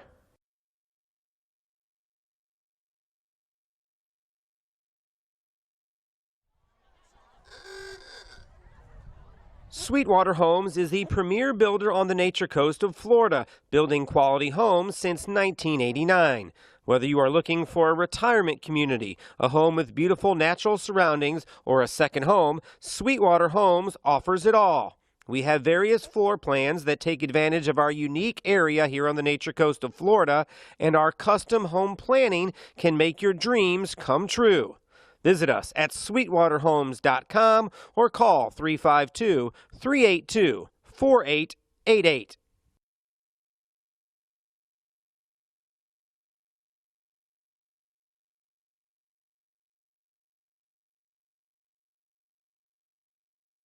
At Eagle Buick GMC, folks take a liking to our way of business. They love that we're family-owned and family-friendly. You get the best selection, the best price, and the best dealership experience. With affordable leases and incredible discounts, find what you're looking for, or we'll find it for you. And we always honor our military and veterans. Eagle Buick GMC in Homosassa, under the giant American flag. Appreciate you tuning in, and appreciate all of our sponsors as you saw those commercials roll through. Eagle Buick GMC, really appreciate them doing it. 21-14 here at Panther Stadium. I'm Mike Deem along with partner Brett Knudsen coming in, talking about some scores. Brett, you said you got some scores across the county here, and give us an update. Yeah, Citrus fell behind early to Westport 7-0, but they've answered with a couple of scores, and they're in front 13-7. Crystal River on the road at undefeated Springstead. Springstead, a new district foe for Lecanto, and Springstead off to a solid start, undefeated on the year, and right now they're ahead of Crystal River. We talked about it a little bit, Mike, on the podcast this week. It's kind of been feast or famine for Crystal River. They have 2 wins. Both those victories, they shut out their opponents. They have 2 losses. Both those losses, they were unable to score. So if that's the trend, not a good start tonight as they're down 14-0 to what appears to be a pretty talented Springstead team this season. We'll, of course, see how they fare in district play with Lecanto in a few weeks. Forest and Dunellen. Dunellen out to an early 15-0 lead. Kind of expected to see what Dunellen would come out with after that huge emotional win over Vanguard last week, and certainly I think makes Price Harris happy to see them out to an early 15-0 lead. And Bronson and Seven Rivers right down the road from us at Warrior Athletic Park, a 7:30 start in the first quarter.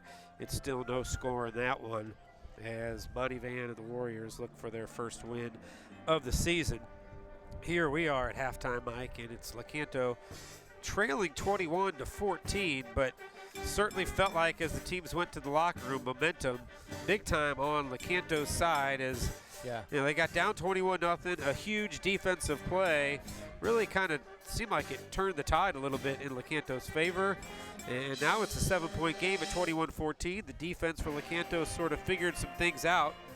They'll just scored on their very first play of the game on offense after a Lecanto turnover. Lecanto also had a drive stopped deep in the Villages territory where they went for it. On third down, didn't get it, tried to kick the field goal and missed it. So I think Lecanto probably feels like they could possibly be ahead in this game, but only down by 7. I think momentum's on their side right now. They just got to keep it going. I agree, and I think it reminds me of the Chris River game where they got down really early, quickly. But it also reminds me of the Chris River game because they've come back. They've actually fought through it. The Chris River game, I think, was a shock and awe thing, and they just couldn't recover from it. Here, they've recovered from it, and they're playing very well in the second quarter. I think it's going to be a really good ball game here coming up in the second half. The one thing that I feel like is they got to watch out if they got a spy on Mac Harris.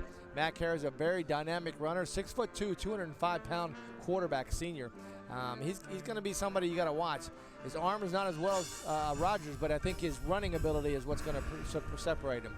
Yeah, I was impressed late in the half the way Rogers started to kind of open things up and complete some passes downhill. I mean, we talked about, last week it seemed like a lot of the offense was those quick passes to the receivers right at or barely in front, some behind the line of scrimmage. This week he's throwing the deep ball better than I think I've seen him in quite some time. So that's been pretty impressive. And, you combine that with the way, Malmberg was running the ball hard. If you can get that balance, that's what Greg Harper's hoping for. I mean, and if Rogers can gain that confidence and take that step where he can complete some balls, 10, 15, 20-plus yards down, that could really open up their offense and give them an opportunity. And, I think also, because I know a lot of people at the end of the first half are wondering why Lecanto might just take a knee, be happy to go down, only 7.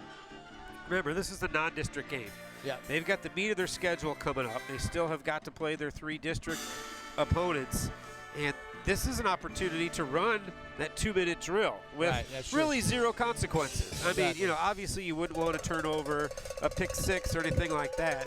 But, you got to run at a game speed, and this is an opportunity to do it. And I think that's why you saw them be a little aggressive. They did get a first down and then completed a long pass and weren't able to do anything with it as time kind of expired. But I think, that's what you do in a game like this. That's the luxury when you're playing a non-district game. You can maybe do some things you wouldn't normally do. I would assume, next week in district, after the way the first half went, if Lecanto gets the ball back, they're taking 3 Ds and going to the locker room down by 7. But, a good opportunity for Coach Harper and his offense to try some things. Yeah, I agree. And I think Ryan Rogers is coming into his own. We saw last week that he had, I watched the film on Ryan, and he did have some great throws. The issue for me is whether or not, he actually had, last week they had a lot of run after catches. They had a lot of rack yards. And I believe that this week I see him throwing the ball into a position where the player can run after the ball. The long throw that he had down the middle of the field with that post pattern, he saw that he saw that 10 yards before it was even open up. And I think that's a very good sign for Greg Harper, and that his quarterback is reading those defenses very well. And the other thing too is, because they have been able to establish a little bit of the running game, they've also been giving Rogers time to make some of those throws, which we've seen, early in the season. He didn't have a whole lot of time. A lot of those passing situations were when they were down and the defense knew it. But now you got the Villages sort of a little on their heels, and you don't know what to do. You give Rogers a little more time, and like you said, he's throwing that deep ball really good. He's seeing the field, and this is shaping up to be a pretty good second half of football because, I think Lecanto's kind of figured something out defensively.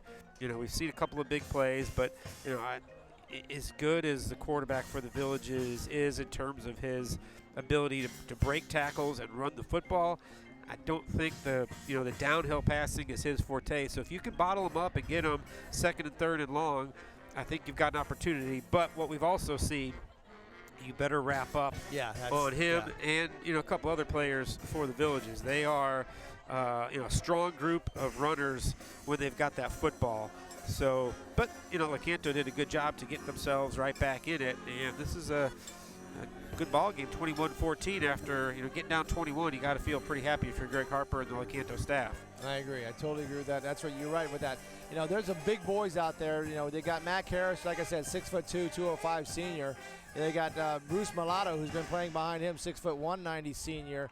They've got Marion, who's a senior. So there's a lot of, I guess, seniority out there, because they seniors, but they know what they're doing out there, and they can run the ball. And that's read option was thrown off the Lecanto defense for the first quarter, but they started getting it back in, and they're starting to play their position, their gap positions, because you can see that there's no way that, before Mac Harris was just pulling that ball out and running around the end because the defensive end was coming inside. So now what you're having is that the defensive end is staying home, and they're able to contain Mac Harris. He's not getting as many yards. And this is a Villages team that made it to the state playoffs last year. And these seniors had an opportunity to play in some big ball games, so I think they understand it.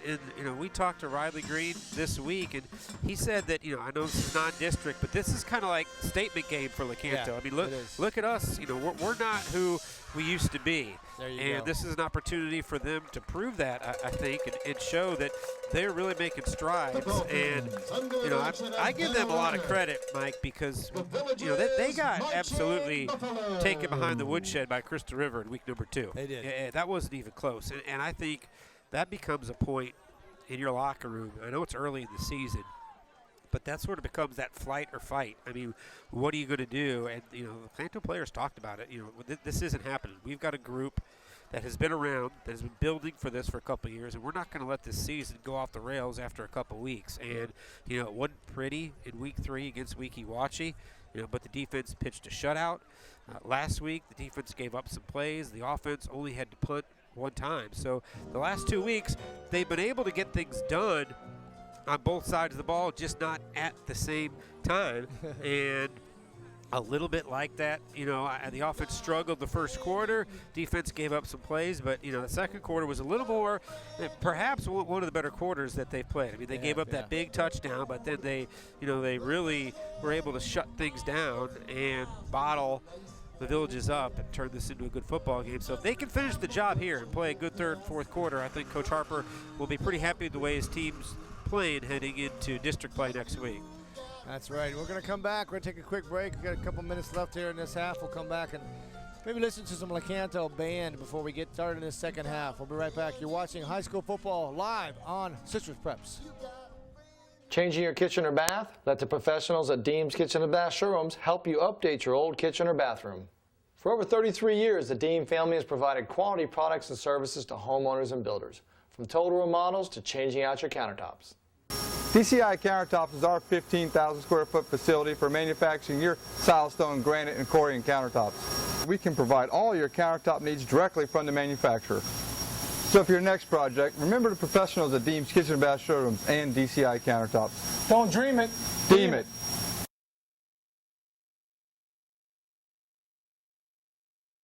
Your #1 source for tile is Proline Tile of Citrus County. Their 3,000 square foot showroom has a vast selection of wall, floor, natural stone tile, glass tile, and pool tiles to satisfy even the hardest to please customer. They also have interlocking pavers, slate, and marble, as well as wood flooring. So whether you're remodeling or building the home of your dreams, Proline Tile of Citrus County can guide you to the best tile packages to meet all of your needs. Proline Tile, 7119 West Gulf to Lake Highway in Crystal River.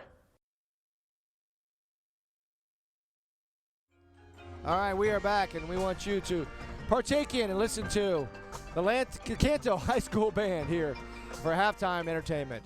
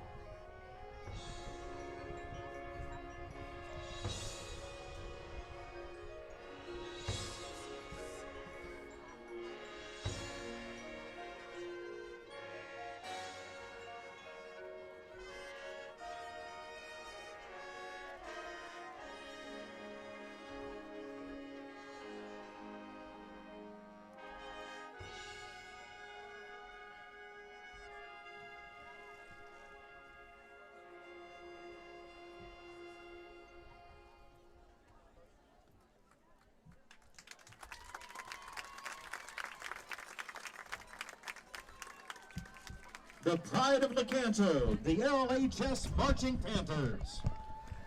And that was the Lecanto High School Band for your halftime entertainment. A couple minutes here left as the players get ready to warm up for the second half. We'll be right back after these messages, and we'll come back with the second half of high school football on Sisters Preps at YouTube.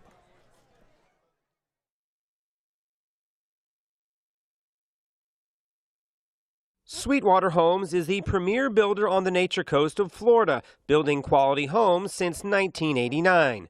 Whether you are looking for a retirement community, a home with beautiful natural surroundings, or a second home, Sweetwater Homes offers it all. We have various floor plans that take advantage of our unique area here on the Nature Coast of Florida, and our custom home planning can make your dreams come true. Visit us at sweetwaterhomes.com or call 352-382-4888.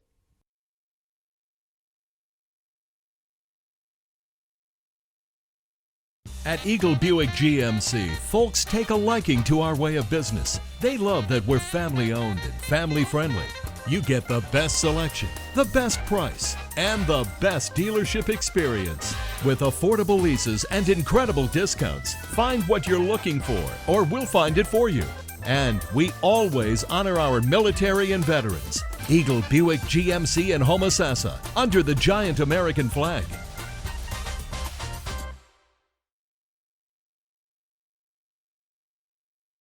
Changing your kitchen or bath? Let the professionals at Deems Kitchen and Bath Showrooms help you update your old kitchen or bathroom.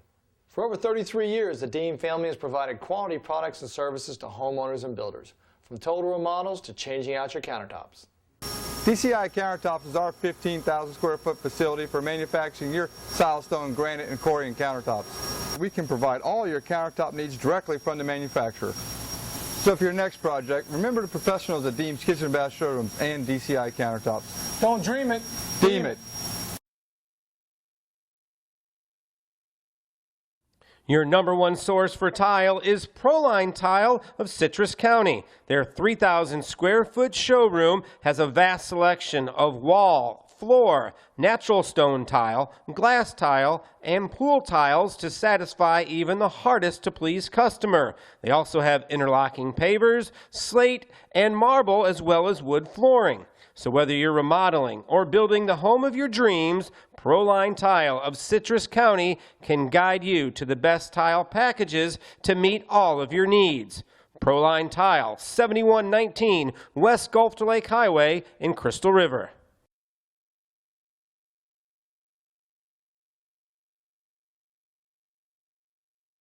Sweetwater Homes is the premier builder on the Nature Coast of Florida, building quality homes since 1989.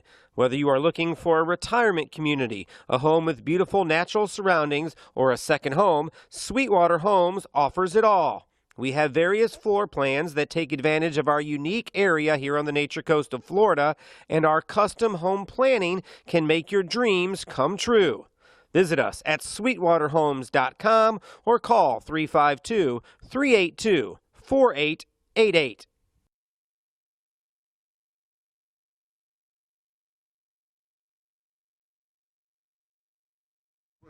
And welcome back to high school football live on YouTube at Sisters Preps. I'm Mike Dean, along with my partner Greg Johnson. We're here at Panthers Stadium where we've got a pretty good game going. 21-14 is the score as the Villages charter school, the Buffalo, took a very good lead in the first quarter, 21 points straight, and then the Lecanto Panthers fought back to bring it to 21-14. So we're getting into the second half. It's going to be Lecanto who's going to get the return as they deferred on the first half. Join the thousands of men and women in the FHSAA contest officials program. Yeah, the Villages looked really good the first quarter.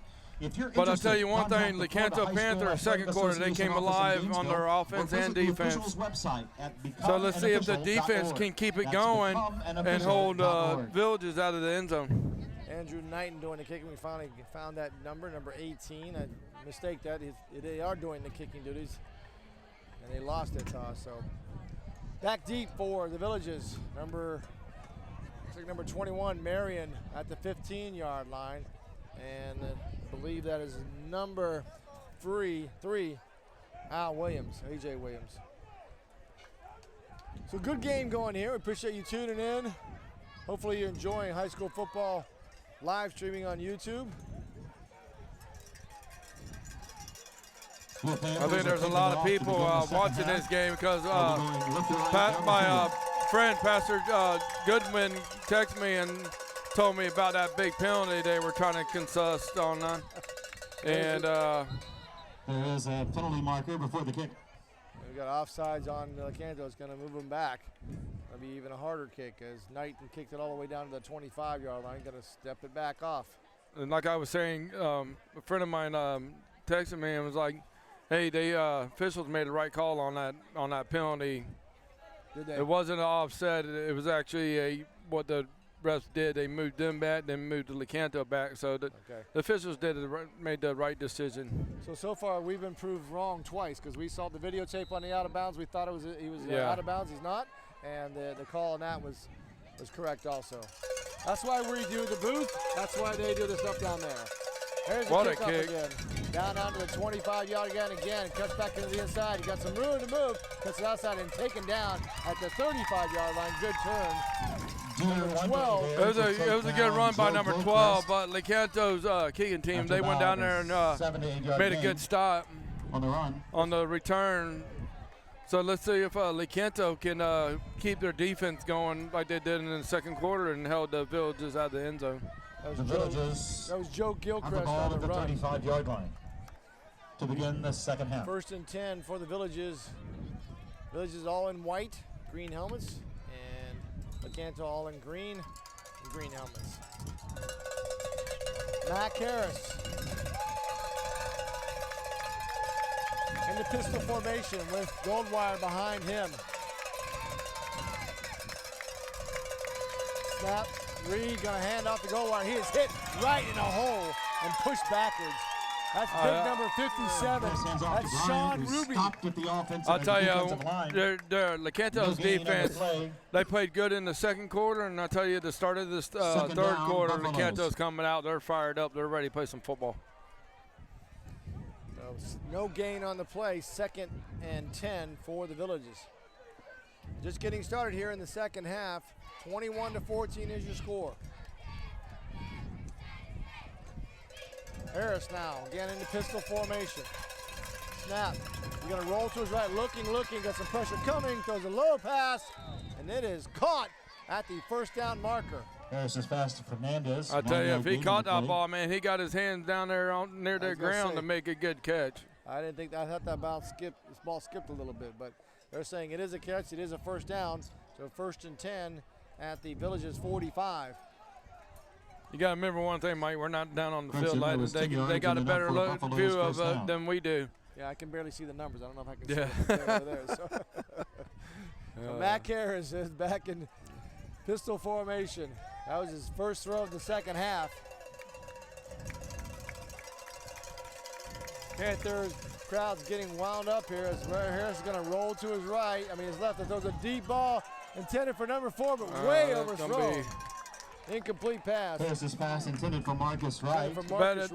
That wasn't a bad decision by the quarterback for the Villages. It really wasn't. I think, believe it or not, I think if number 4 would have kept full speed going, he might have had an opportunity to catch that ball. Yeah, he did slow down in his route a little bit. He slowed down a lot, and I think if he would have kept running full speed, that's a touchdown. That's 7 points Villages. So it brings up 2nd and 10 now. Clock winding down under 10 minutes and 30 seconds. I'm sorry, stopped at 10 minutes and 38 seconds. Harris again in the pistol. Motion is going to read. He's going to drop, and it falls on the ground. It was recovered by Javon Harris, and then it was unrecovered as he had the ball in his hands, and then Mac Harris jumped on it. Yeah, I think Lecanto guy sort of over jumped on the ball a little bit, and ball bounced back up, and Bill just was able to cover the ball. But it's still going to bring up 3rd down and 10. Buffaloes. I think Mr. Number 55 for Lecanto, Mr. Javon Mathis. I'm sorry, Mathis. Yeah. He thought he was going to try to pick it up, then he tried to fall on it, and it didn't work out either way. No. You got when you see the ball come out like that, you got to make a decision. Why try to pick it up and run it? Just jump on the ball, get the ball, let your offense do their job. Marion in motion. It's going to be Mac Harris on a quarterback keeper. Tries to bump it outside. And he's got two, misses two, all the way down and gets the first down. And there's a fumble down on the ground. They're going to say he's down. He was down. So all the way inside Lecanto territory, just at the 40-yard line. Kendrick Tenner there to bring down quarterback Mac Harris. Kendrick Tenner on the tackle for Lecanto. Harris gained 10 That yards. was a good run by the Villages because it keeps a first down. They're moving the ball Yep. like they did the first half. Actually, first quarter of the game. Second half, they really didn't do nothing on offense. But it does keep the clock moving. So, I mean, they're playing that smart. I think you'll see more of that type of play from Mac Harris going forward in this ball game. 9:16 and counting as the Mac Harris goes back in the pistol again. Motion across his face. That's Marion. Snap. He's got to roll to his left. Looking, throws a deep ball and right end zone. Caught. This time it's a TD. Harris has passed. The bad thing on that, Mike, is when you're playing defense and you're covering a guy like that, you cannot stop. You cannot stop your running. You got to stay right there with the guy. And fortunately, the Lecanto defense, he let that guy get by him, and that's an easy 7 points. That was Marcus Wright, senior, 6'3", 210-pound wide receiver. As we get ready for Giglio to try to get the extra point. Brandon Gilo back. So 45-yard pitch and catch. And the point after. For the quarterback to Marcus Wright. Still a lot of time in the game, though, Mike. There is. A lot of time. You still got a fourth quarter to play, and I think it's going to be a close football game. Giglio, kick is up, and the kick is good, so that's an extra point there. So 28-14 is your score, 8:59 left in the third quarter. Right back after these messages, you're watching live stream high school football on Citrus Preps. At Eagle Buick GMC, folks take a liking to our way of business. They love that we're family owned and family friendly. You get the best selection, the best price, and the best dealership experience. With affordable leases and incredible discounts, find what you're looking for, or we'll find it for you.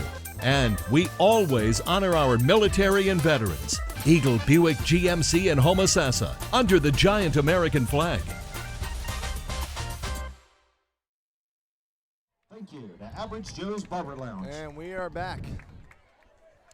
So it only took a couple plays for the Village Buffalo to score as Giglio gets ready for the kick. Good kick all the way down. Going to be inside the 5-yard line, taking it to 2.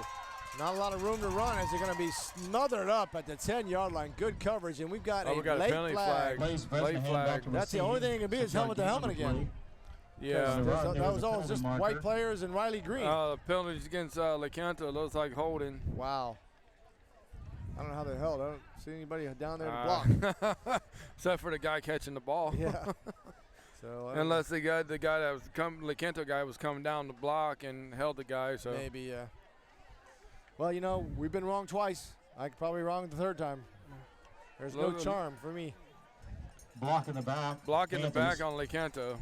So I was wrong on that. Distance to the goal.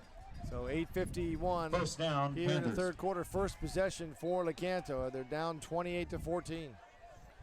If Lecanto's offense has been really good, so. Handoff. That's Malmberg up the middle. He's taken down for a short gain. Actually going to say he got back to the line of scrimmage, so it'll be 2nd and 10. He might have got a yard or two.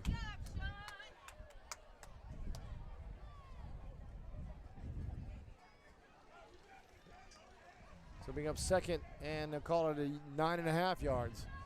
2nd down, Panthers. Malmberg beside Rogers. It's like a blitz coming maybe off the edge here to the left side. They covered in a slant pattern, and it's caught. Good catch there and throw by Ryan Rogers. What a catch. Trying to see who the catch is. Looks like Riley Green. Rogers passed to Hayden Parker. You know, on that play, Hayden Mike, Parker. I really didn't know if he caught the ball or not. Complete I mean, play. all I seen was the Yeah. white jersey on his back. 3rd down, Panthers. So I didn't really see if he made the catch or not. Well, he covered up pretty well. That was Hayden Parker on the reception. Brings up 3rd and short. Man, from here, it looks like he got the first down from here. It's going to be Green coming across. I'm sorry, Bresnahan coming across. Now Green coming across. And behind, handoff, Momberg. They're going to catch him behind the line of scrimmage. A good play by the Village's defense. Trying to see who that is. That's number 76 again. He made some good plays in the backfield. That's Jackson Park, senior, 5'11", 175 pounds. One of the captains of this Village Buffaloes. Looks like Lecanto's going to go ahead and punt in and get it out of that danger zone. Because that's a bad spot to be at. Oh, yeah. Number 18, Andrew Knighton, going to be doing kicking duties. Marion deep at his own 49-yard line, moves up inside Panthers territory. You got to remember one thing, though. This kicker for Lecanto's got a good leg. So he can get that ball down there. See if he can get it off on a rugby style. Kicks it off with a nice high kick. It's going to bounce and let it go inside of Village's territory, and it's going to be down right at the 42-yard line. So that's a good kick. Good kick and get him out of pressure. See if the defense can hold him here. 6:37 left in this third quarter. Down to the 43. So now we just got to see what Lecanto's defense can do if they can get a turnover here and go down and move the ball again and get some more points on the board. Yeah, so the Villages got to look at Mac Harris and see. Now, he had normally we're running the ball. They threw that last one. That was the first passing TD they've had all night. And we're going to take a quick timeout as they take a quick timeout. You're listening to and watching live high school football on Citrus Preps on YouTube.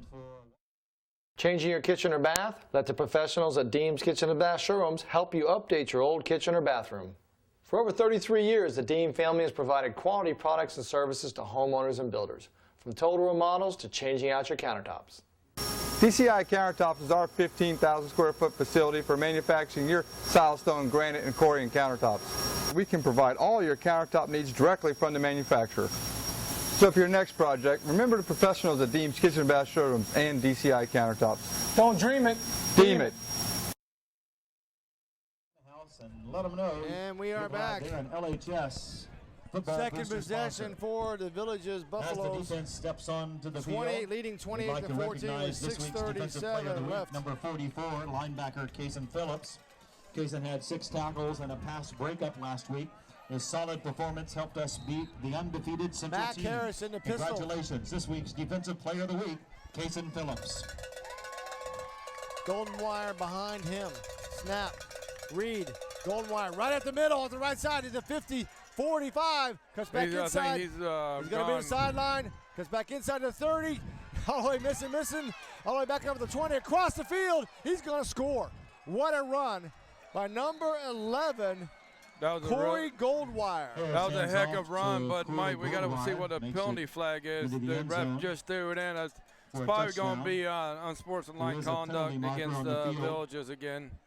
For celebrating. Oh yeah, but so that's at the 1 yard. Not even at the 1 yard. It's in the goal in the goal line. Yeah, at the goal line there. So that's going to be a one-play drive for the Village Buffaloes. I think that's like the second time they've done that tonight, Mike. Yeah, one play. Unsportsmanlike conduct against both teams.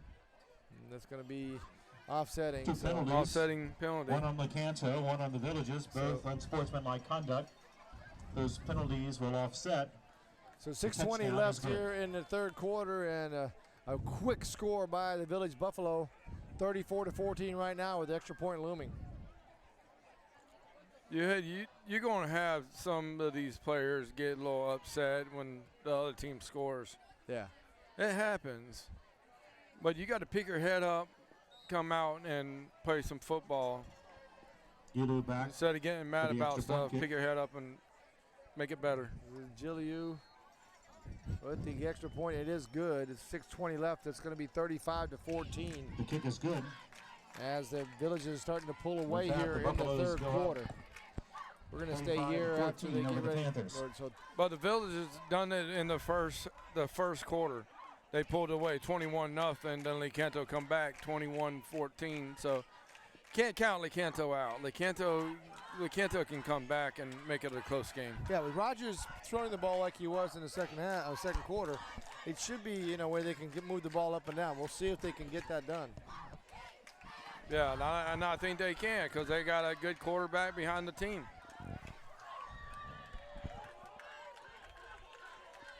So it's important for this drive. I think this is one of those drives where you've got to get it down and get some kind of points on the board here to get this momentum back. Got to do something. You don't want to get blowed out.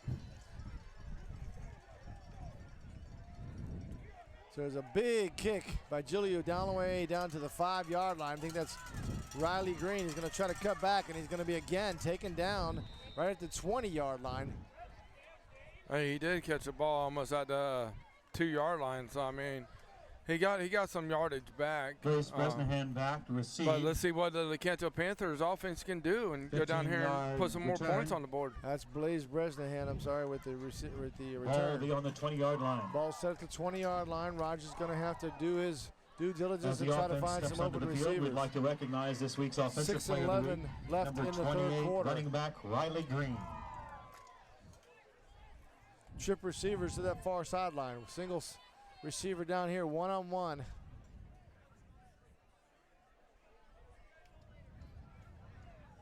Motion with Green. Snap. Handoff. I believe that's Momberg, and is going to pound him up, and as they push him back, he gets no yardage. Forward progress will bring it to the first. Momberg. Actually going to show it as a loss of 1 yard. 1 yard loss on the play. Lecanto's got to find a way to block this Village defense to gain some yardage. Their passing came alive in the first half. They just got to get it going in the second half. So clock now under 5 minutes and 40 seconds as we get ready for Rogers trying to get his back some yardage and get the first down. That's Green again. Snap. Looking, he's going to be looking deep. He's got some pressure coming. He just throws it out of bounds, and that'll be an incomplete pass. Rogers throws the ball away under pressure. That was actually a pretty good decision by Rogers to throw the ball away. Yeah, he was looking for Riley Green all the way deep, but he was covered. Now we're looking at, there was no receiver in the area. That's where they're looking at is of intentional grounding. I don't see how you can call that intentional grounding when there was a receiver in the area because you had a guy deep and you had a guy short. Maybe there's a flag in the backfield, so I'm not sure whether that was the call or going to be the call. Yeah. It could have been holding against Lecanto. You just don't know. Yeah, with him scrambling out to that side, you never know. Yeah.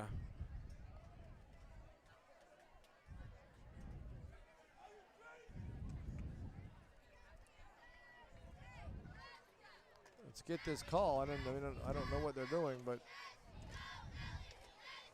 makes you wonder if there's even a penalty on the play. Yeah, here it is right here. Oh, holding on the Panthers. That penalty is declined.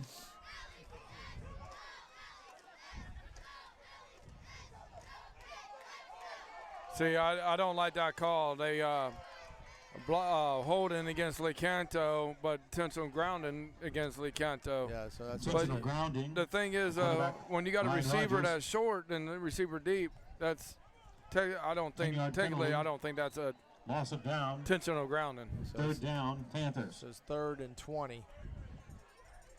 Back to almost where they originally started with the return.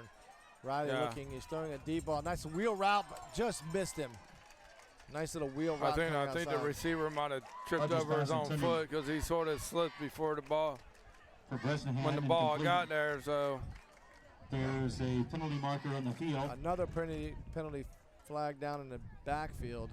So that's going to be Blaze Bresnahan was the intended receiver for that. Missed him an incomplete. Going to be 4th down. We'll see what the. Looks like it's going to be moved back even more. Wow. But we haven't got official word of what the penalty was for. This just drags out with this every call. Now to go half the distance to the goal line.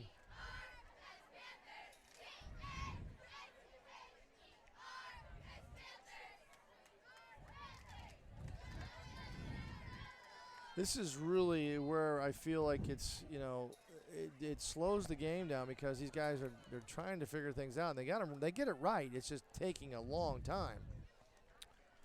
I don't think there was a penalty on the play because he just put the ball back where they they moved him back. So moved to 5 yards. There was no call. What was the penalty for? Holding against Lecanto. All these Lecanto fans are getting a little upset. Fourth down, Panthers. I can hear it. And they're going to bring in Knighton to punt this ball. You got to, because when you're that close, Mike, and you try to go for it, especially when it's 4th down and 20 or even more, you don't want to give them a chance to give them a close play like that to get in the end zone. Knighton just passed this thing, looking at a nice kick. Short kick here. It's going to bounce and then take a Lecanto bounce all the way out to the 40-yard line. So it'll be 1st and 10 for the Villages there at the 40. 5:01 or 5 minutes left. 35-14 is your score. Villages get the ball again in the 3rd possession of the 2nd half. Yeah. Lecanto's got to find a way to get their defense going and this week's stopping offensive this play of the week is number offense. 28 running back Riley Green. Riley rushed for 109 yards on 14 carries and was the receiving end of 5 passes for 119 yards last week. When combined with special team yards, Riley combined for 258 total yards and 1 touchdown. In addition, Riley played on defense as free safety throughout the night. Congratulations, this week's offensive player of the week, Harris in the pistol Riley formation.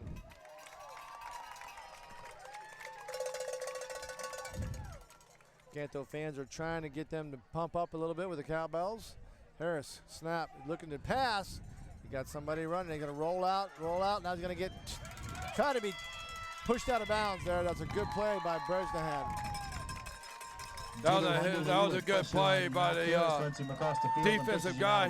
He seen him rolling out and noticed that he wasn't throwing, and he immediately put pressure on him, and it looks like they lost about 5 yards. I'm sorry, that was Dieter Wonderly on the sack.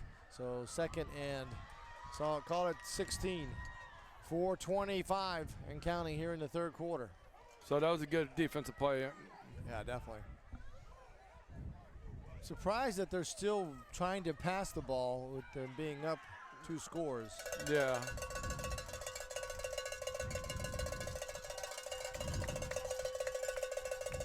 Handoff, Goldwire. He's stopped with a short gain. Yeah, that was a good play by the defense.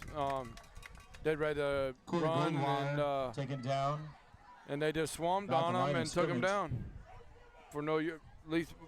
He probably got about a couple of yards. Down, Buffalo. 3rd and 15, got a yard out of the 3:44 and counting here in the 3rd quarter. I gotta have more cowbell. Panther fans stand strong behind the defense. Marion in motion, across the face of Harris. Snap, he's gonna take a 2-step drop, got pressure coming. Screen pass set up very well by the Golden Wire. Wide open field, Perfect got one play. to mean. Beautiful play by Villages. That was a perfect play. The quarterback, seeing that they were rushing 3 guys and had a guy wide open short, did a little dump pass, open field, Buffalo's touchdown. Touchdown. You're not going to catch Goldwire as he gets in the open field. That's number 11, that junior 5'10", 179-pounder. Goes all the way, 45 yards again for the Villagers. I'll tell you one thing, that kid, he caught the ball, man. He looked like a beast running down the field. He was running full throttle. He wasn't slowing down. For the extra point kick. Gilliu is going to be looking at his 4th extra point. Kick is good. And he does all the way through. So 42-14, 3:16 left in the 3rd quarter. We're going to take a quick break.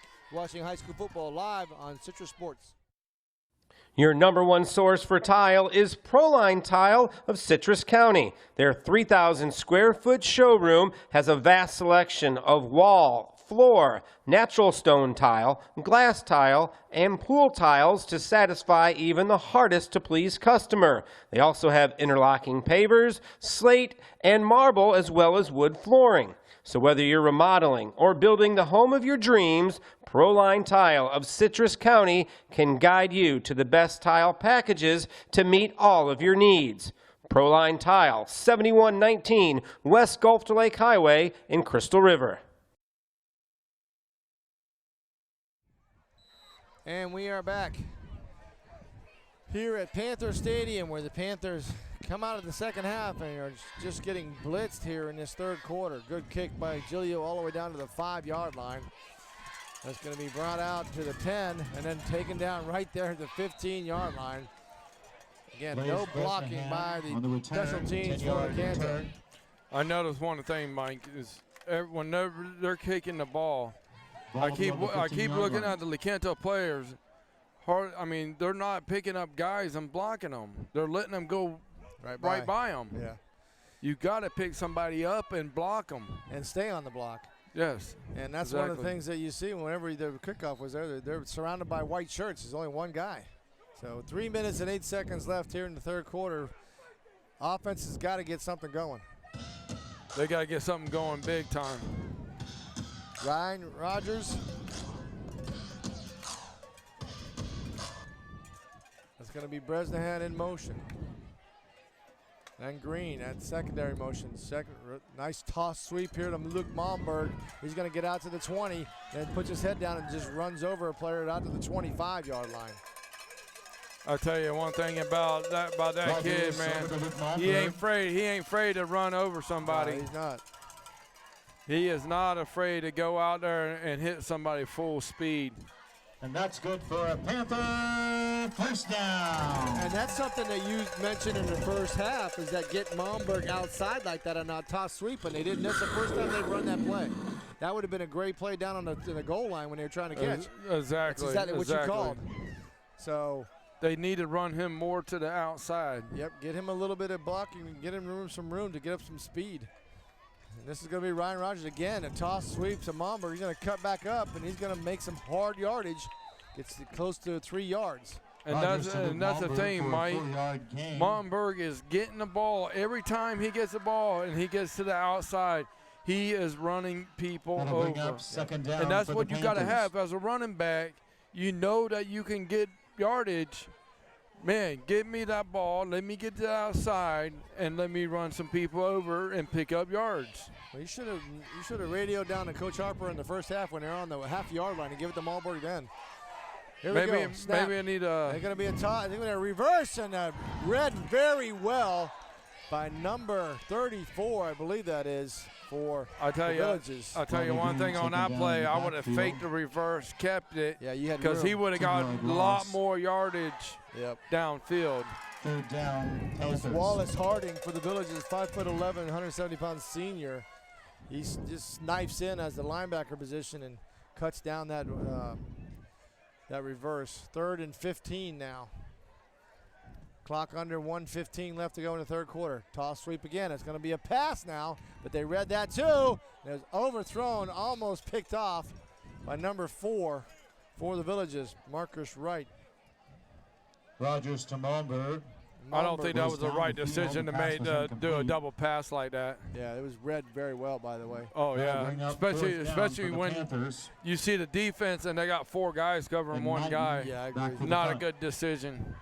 That's very important. I would have been looking that way, then came back the opposite way. Yep. And got some yardage. Andrew Knighton back to punt for the Panthers. Marion standing at his own 45-yard line. Kick just got it off. Oh man, that was close to being blocked. It was, and it's all the way down inside the 40-yard line, now at the 38-yard line. 1st and 10 for the Villages. Marion lets it go.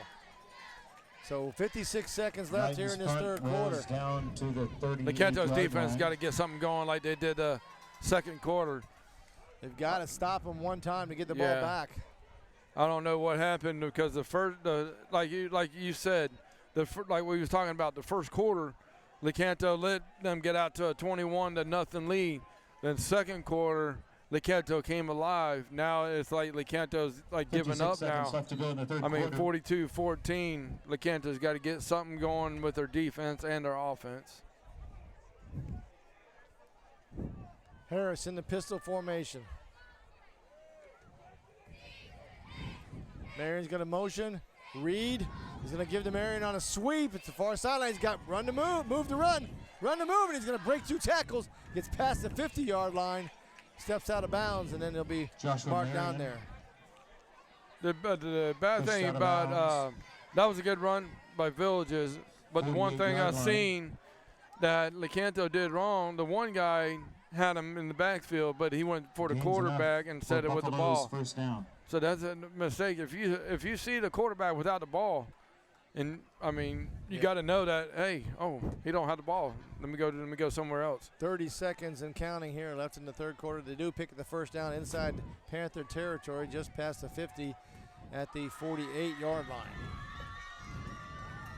Mac Harris, quarterback, handoff. This is Goldwire again. He makes a couple miss. Now he's got no tackles. He got a bunch of Lecanto Panthers finally force him out at the 30-yard line. Good run by Goldwire. Good shifty moves by him. Wonderly. I'll tell you one thing, though, Mike. If you're Villages, why not give it to number 11? Yeah. Let him keep running the ball, because I'll tell you, that kid right there is a beast. Gains enough for Buffalo's first down. He's running people over and breaking tackles. I mean, yeah. Dieter Wonderly on the attack. Oh, yeah. And then good to tackle. But it's now end of the third quarter, starting the fourth, 42-14. With the buzzer. The Villages lead the Lecanto Panthers. We'll be right back after these messages. You're watching Sweetwater Homes is the premier builder on the Nature Coast of Florida, building quality homes since 1989. Whether you are looking for a retirement community, a home with beautiful natural surroundings, or a second home, Sweetwater Homes offers it all. We have various floor plans that take advantage of our unique area here on the Nature Coast of Florida, and our custom home planning can make your dreams come true. Visit us at sweetwaterhomes.com or call 352-382-4888.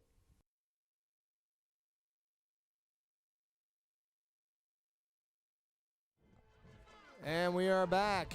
Got a couple of updates. Crystal River down to Springstead 21-0, I believe. And then Citrus is beating Westport 27-14. So, and what about Dunellen? Dunellen beating Forest. Man. So Dunellen's the real deal. I think it was we seen it was like 27-0. Yeah, something like that. Yeah. So it's Dunellen is no joke, people. Mac Harris getting ready to try to put some more points on this board for the Village Buffaloes. Snap, handoff. That's number 16 on the run, and he makes a good turn and gets all the way down inside the 30-yard line. He broke a lot of tackles on that play. Hands off to Kevin Day. It's Kevin Day on the run. I didn't mean to laugh on that play, but there was 2 Villages players tangled up in the backfield behind the quarterback. Yeah. We've seen that happen before. Second down for the Buffaloes. The funny thing is, though, the quarterback looked at him and shook his head and put his head down like, what are y'all doing? So I figured I'd bring that up. We're starting to see some white uniforms out there, too. They're starting to bring in some subs here. You see a white receiver I see some new players out there. Yep. When you got a big lead like that, though, you got to give some of these other kids playing time. Yep. That's the only way they're going to learn. That's the only way they're going to get better. That's Mac Harris, a little bubble screen out to the wide receiver, and it's dropped. Or is it a fumble? Wasn't sure. I think it was an incomplete pass. I don't know. They're saying it was a reception because they're marking the down yardage. Yeah, I think only why the players went in there and hit him because they didn't hear the whistle. And like the coaches tell all their players, hey, you go up there and hit somebody. You don't hear that whistle, hit somebody. Yep. Third and call it 4. That'll bring up third down, Buffalo. Clock's under 10:30 now. I gotta have more cowbell. Stand strong, Panther fans, behind our defense. Harris. Little bubble screen, number 88 is going to get the first down. 20 turns and spins. He gets all the way down to the 15-yard line. So 1st and 10 for the Buffaloes. If they, sorry, go ahead, Mike. If they score, this means it'll be a running clock for Lecanto. So this is one thing you don't want to do. You want to extend the game as much as possible. You got to have a defensive stand here. Yeah, pretty much the Villages. I think what happened, they said, hey, guys, man, 21-14, guys, what are y'all doing? Yeah. We got to go out here and play football. And the Villages came alive, and, I mean, they're pretty much blowing this game out. 9:50 and counting, and Matt Karras is still in the quarterback. Motion across the face. That's a halftime, and they said that quarterback for the Village is actually a.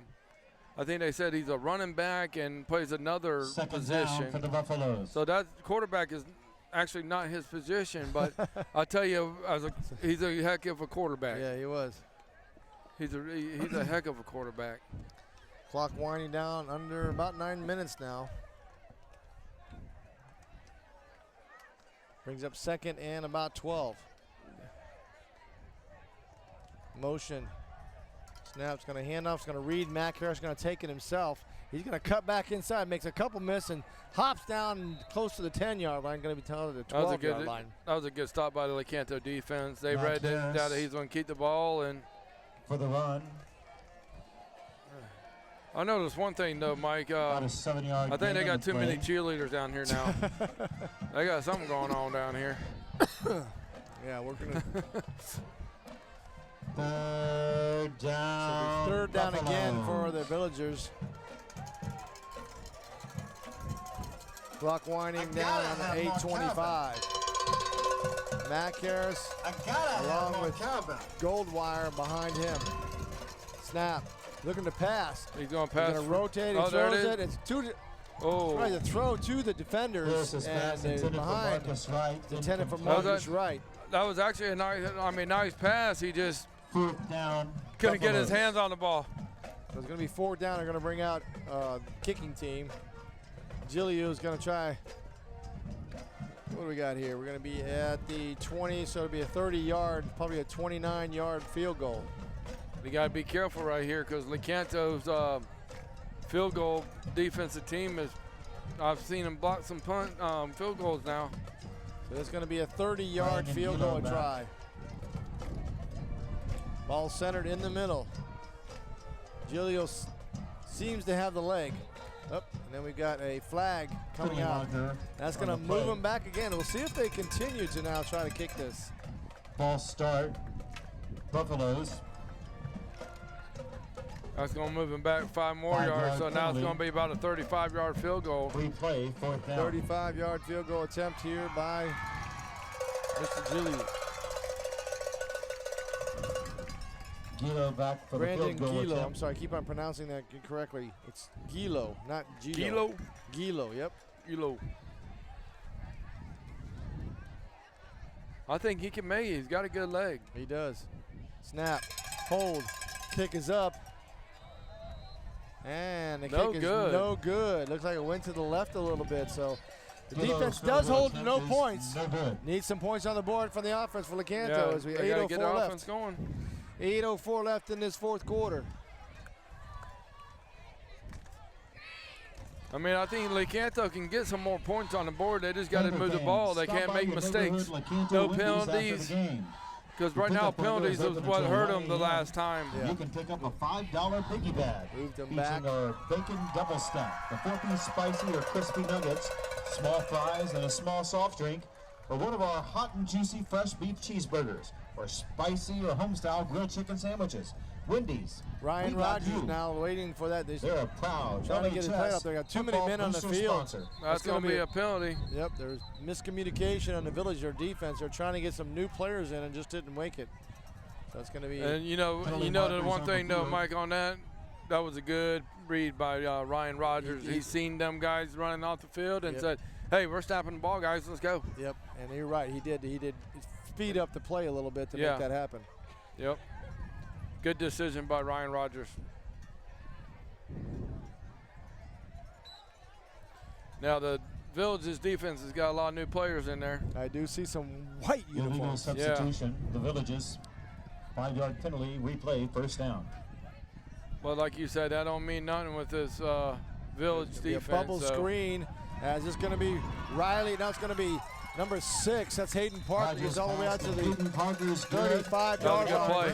Good play by Ryan Rogers. He seen a guy wide open over there and threw it right to him, and they picked up big yardage, first down and 10, and it looks like they're going with hurry-up offense, and that's what you got to have to do.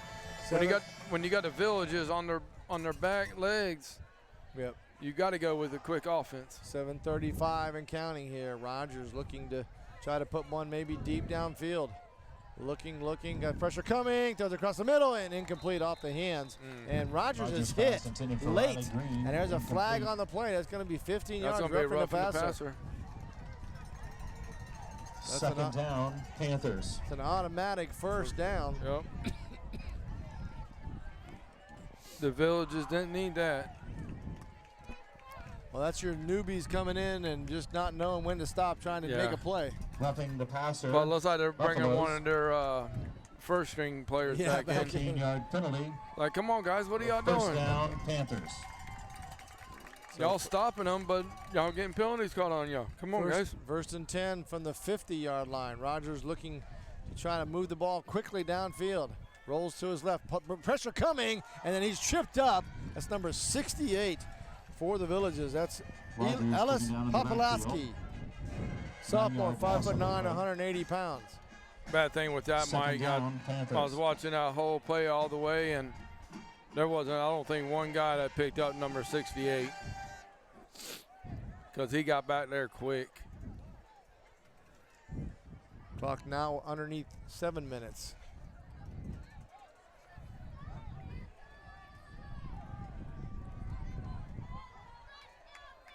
Bresnahan in motion.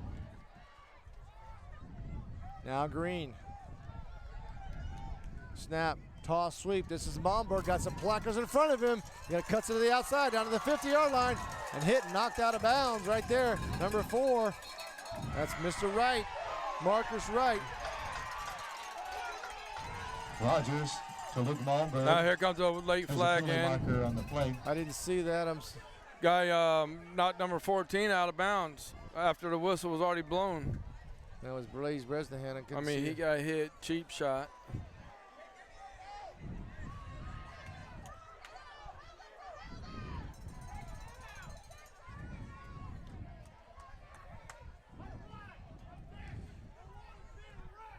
I don't think Village's coaches are going to be too happy about that with their players. Yeah, that's I don't know who. I don't know what what number was that hit the number 14 is the one that got personal foul against the Buffaloes. I didn't see what number it was, but it was a cheap shot. Penalty. First down, Panthers. We got a timeout, referee's timeout. We're going to take a quick timeout. You're watching live high school football on fourth quarter. Citrus Preps.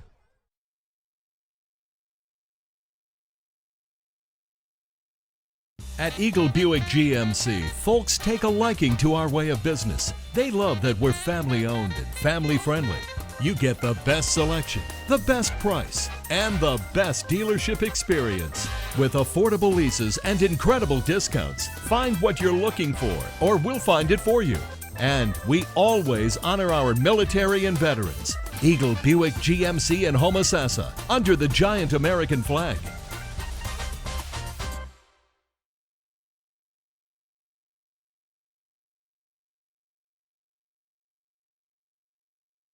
And we are back. A couple update scores here. Citrus leads. Forgot who they're playing. Citrus leads by 35 to 14. Panthers are on the 30-yard line. Westport, I'm sorry, they're playing Westport. Citrus leads Westport. Chris River down 21-0 to Springstead. And Dunellen is beating Forest 27-0. Here we go. Ryan Rogers, 6:31 left, looking to try to put more points on the board. Blitz coming off the defensive end. He's going to roll to his right. Got some pressure, and he's going to try to move up, and he's hit down from behind. That's number 60 for the Villages. Down. That's Mason St. John. 2 yards short. The bad play about that, what I just seen wrong with that play, Mike, is that second down, there was when Ryan was trying to run up the middle, there was a couple Lecanto Panther guys just standing there and like, hey, there's my quarterback. Right, trying to find You can't do that, man. Stay with your block.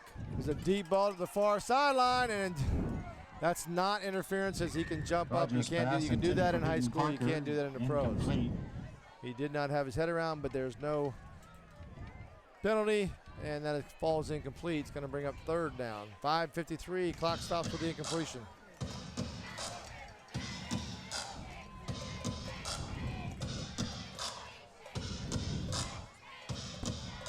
So a couple big downs here for Lecanto. They want to put any more points on this board as the clock is winding down, and if the Villages get it, they may be able to run the clock out. Yeah, their Villages defense has been good all night. Lecanto's been playing very decent football. But they just got to find a way to get their offense going. Snap, toss, sweep to Momberg, and he's got some room to run. Sees an open hole and then slows down a little bit, gets all the way down to the 25-yard line. Rogers to bring up fourth down. 7-yard gain on the play, down to the 25-yard line. Fourth down, so Panthers. Fourth and call it 6. I think you need to line 3 guys up to one side and put your tallest guy on the opposite side and do a jump ball in the end zone or try to get enough yardage to get a first down. They got number 5 out here to the left-hand side. That's Blake Allback. And there's going to be movement off the line. That's going to be number 14, Bresnahan. A little eager to get off. Going to make it a little more difficult on fourth down. 5-yard penalty. Replay, fourth down. So clock has stopped at 5:07. Now it's getting started at 5:03.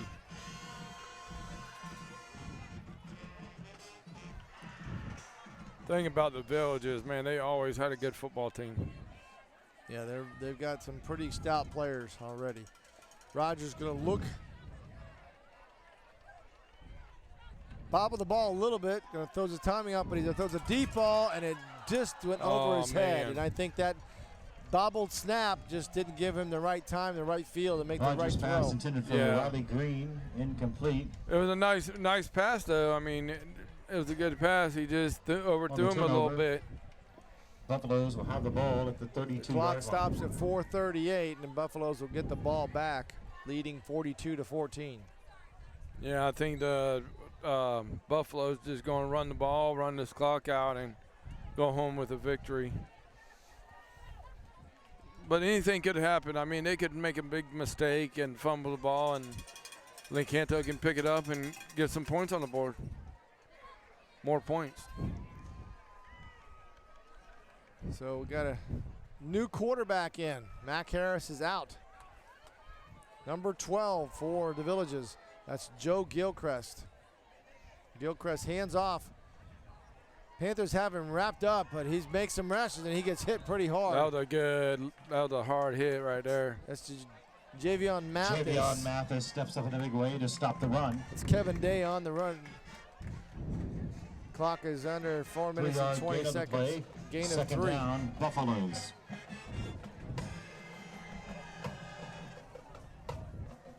I'll tell you, Lecanto, man, he put a shot on that running back.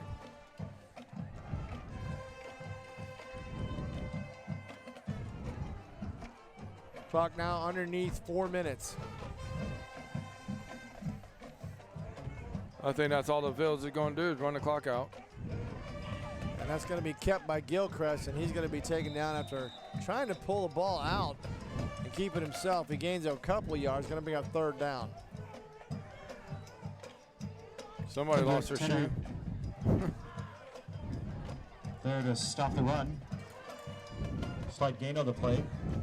Third down, Buffaloes. So we had another quarterback come in as Gilchrist had to go outside. It's number 22, it looks like. Brock Arce.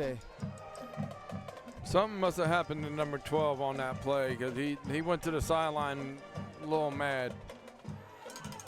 Javion Harris just blows him up as before he even gets the ball. Number 10. Javion Mathis there with a sack in the backfield. Ariel Torres. 4-yard loss on the play. Fourth down, Buffaloes. It looks like Buffalo's going to bring their first strings back in. So it's fourth down. They're going to bring the punting team in. Oh, yeah, they are bringing the punting team in. I can't see what number is back, though, Mike. That's Riley Green now. Riley Green. Number 28. Gilliu, I'm sorry. Gilliu. Gilliu. Back for the punt. With the punt. Good high kick. It's going to be short. And then it's going to bounce, just stop right there at the 43-yard line. 1st and 10 for Lecanto. Hey, one thing I noticed, Mike, is that number 18 for the Villages, he punts right foot and kicks field goal left foot. Oh, I didn't even I just seen him kick it right footed that time on that punt. I just noticed that. I'm like, wait a minute. He's punting right foot, but he's kicking field goal left foot. We'd like to take a moment to ambidextrous. recognize our Wow. varsity cheerleaders, We got the opposite seniors, kick. Cameron Bowen, captain. Lauren Roberts, captain. The clock is stopped Summer at 2:15 as Bailey Carter, Lecanto Panthers Hannah Webb, try for one more Lexi score McClellan, here with 2 the minutes senior and 15 varsity seconds left. cheerleaders. Accompanied by Jenna Bresnahan, Canada, motion. Kimberly Flores, Christina Hatcher, Lauren Stokes, Then Riley Macy Green. Burgess, Morgan Snap. McClellan, Hand up, Natalie Bresnahan. Anderson, And he's bottled Natalie up. Basavia, And loss of Emma yardage Perron. there. Loss of about Emma 3 Butler. as Bresnahan has hands Brooklyn off trying to Perry. get the Aubrey crossbuck Chloe. going and didn't make it Abby Christensen, down at Yeah. the 39-yard line. 2019, I think you need to try to, cheerleaders. instead of running the ball, try to make some good pass plays and get the ball downfield and at least try to get at least one more touchdown in before this game's over. Second down, Panthers. Luke Malmberg beside Rogers. He's going to pass it now as blitz is coming, and he's going to screen pass. That's going to be That was a good play. Hayden Parker to 50. Good play. He's getting Gonna be more. outside. He's going to be all the Rogers way out pass to there. Hayden Parker is good, and that'll bring up another Panther first down. All the way inside the Village's territories. Hayden Parker goes inside the 40, almost the 40-yard line at the 41-yard line. And the good thing about that catch and play, he got out of bounds and it stops the clock. So But now the clock's running, so they need to do it like a hurry up and try to get some more points on the board. 120 now. Snap and Rogers looking. He's got some pressure coming. He gets hit, but the ball's thrown up and then caught. What a catch. As Nice Riley catch. Green. Rogers all the way down to Riley Green at the 10-yard line, and that'll be another Panther first down. And the thing about that play, Mike, is that was a heck of a catch.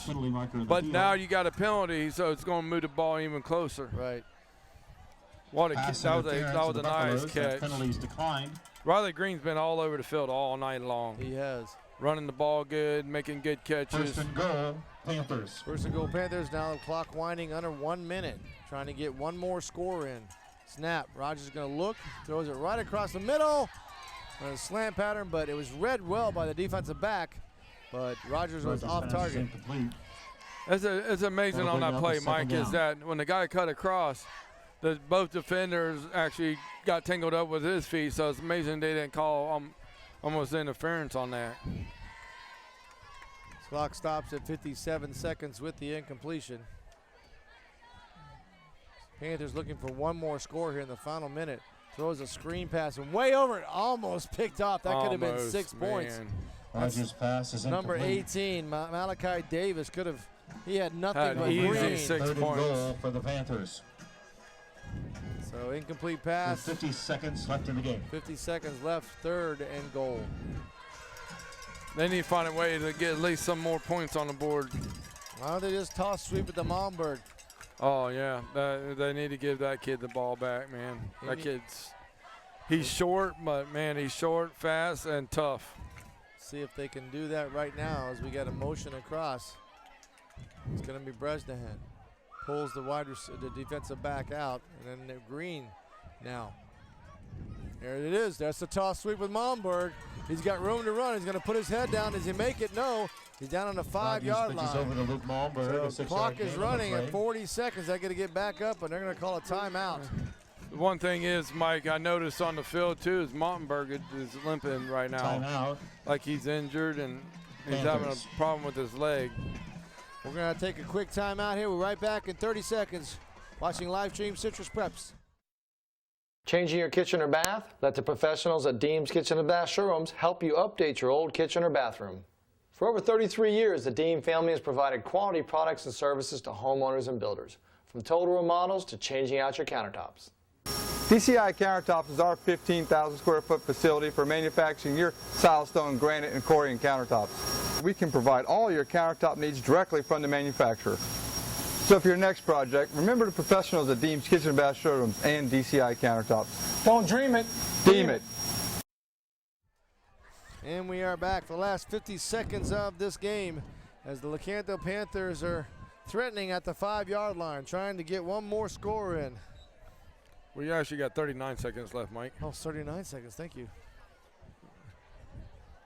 I'm behind the times. Let's see if the Panthers can knock it in here. They got 2 setbacks on either side of Rogers this time. A little protection for him, maybe. Motion across. That's Bresnahan's going to hand off. That's Montberg. He's got it. Walking in. 6 points. Rogers, Man, I tell you, that's a touchdown for Lee. he just took that ball and just walked it in like nobody was even around.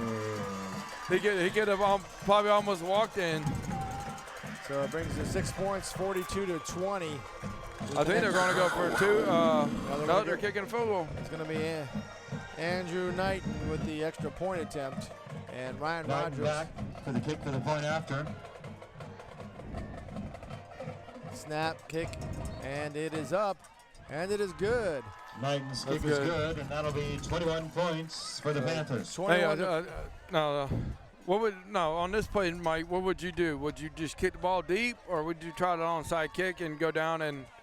Well, I try to onside kick only because we need to work on it, and it's a game that's not a district game. So yeah. I would try to get some of these guys in tune in a game situation. You try to do that in practice, it's very difficult. You don't want to hurt anybody. Yeah. But here, I would just try one of those onside kicks and see what happens. I mean, yeah, it don't hurt. I mean, you got 21 points. It's 42-21. I mean, it don't hurt to try something new. Yeah, well, I mean, what happens if you get the ball? You can try to score one more time. You can go down and get some more points on the board. But if you don't get it, at least you got some practice in and then working on it next time. So I don't know if they'll be able to do that. I don't know if that's what's in there, but I'm just guessing. But to me, it looks like they might try it, Mike. Well, they also look at the Villages think so too because of the hands team is up front. Yep, looks like they're going to try it on the onside kick. And they are. So it's going to be. It's not a bad idea. Like you said, it gets them practice. Especially the kicker because he probably doesn't do it very much. Yeah. Now the ball's got to go 10 yards before anybody can touch it. It was a nice little kick, but it's just going to go right to it. Right to the guy. It just didn't bounce the way they wanted to bounce it, so it was tough. 32 seconds left, and the Villagers take over. Should be one play, and that's about it. Knighton's kick rolls down to the 43-yard line. Like you said, it wasn't a bad idea to try the onside kick because, like you said, hey, you never know. You might get the ball back or you might not, and it didn't happen this time. So I think what the Villagers are going to do now is go ahead and just take the knee and they should walk out with this a victory. And Lecanto's got to keep their heads high. They played a good game tonight. A lot of sportsmanship is what I'm seeing now is a lot of sportsmanship. And that's what Villagers are doing. Victory formation is going to take a knee, and that should be the game. That's going to be the game. This takes a knee. So as we get ready here to finish it up, players are shaking their hands. Are going to line up for the clock will expire. After game handshake. Villages, Buffaloes. Winding down 15 seconds. 42. The final score is going to be 42-21. The Village 21. Buffaloes take on the Lecanto Panthers and come into Panther Stadium and beat the Panthers. So we'll be right back after these messages with some post-game comments and some updates on some scores. You're watching and listening to live high school football on Citrus Preps. Your #1 source for tile is Proline Tile of Citrus County. Their 3,000 square foot showroom has a vast selection of wall, floor, natural stone tile, glass tile, and pool tiles to satisfy even the hardest to please customer. They also have interlocking pavers, slate, and marble, as well as wood flooring. So whether you're remodeling or building the home of your dreams, Proline Tile of Citrus County can guide you to the best tile packages to meet all of your needs. Proline Tile, 7119 West Gulf to Lake Highway in Crystal River.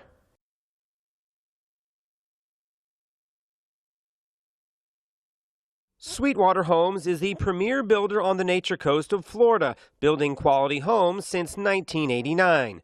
Whether you are looking for a retirement community, a home with beautiful natural surroundings, or a second home, Sweetwater Homes offers it all. We have various floor plans that take advantage of our unique area here on the Nature Coast of Florida, and our custom home planning can make your dreams come true. Visit us at sweetwaterhomes.com or call 352-382-4888. At Eagle Buick GMC, folks take a liking to our way of business. They love that we're family owned and family friendly. You get the best selection, the best price, and the best dealership experience. With affordable leases and incredible discounts, find what you're looking for, or we'll find it for you. And we always honor our military and veterans. Eagle Buick GMC in Homosassa, under the giant American flag.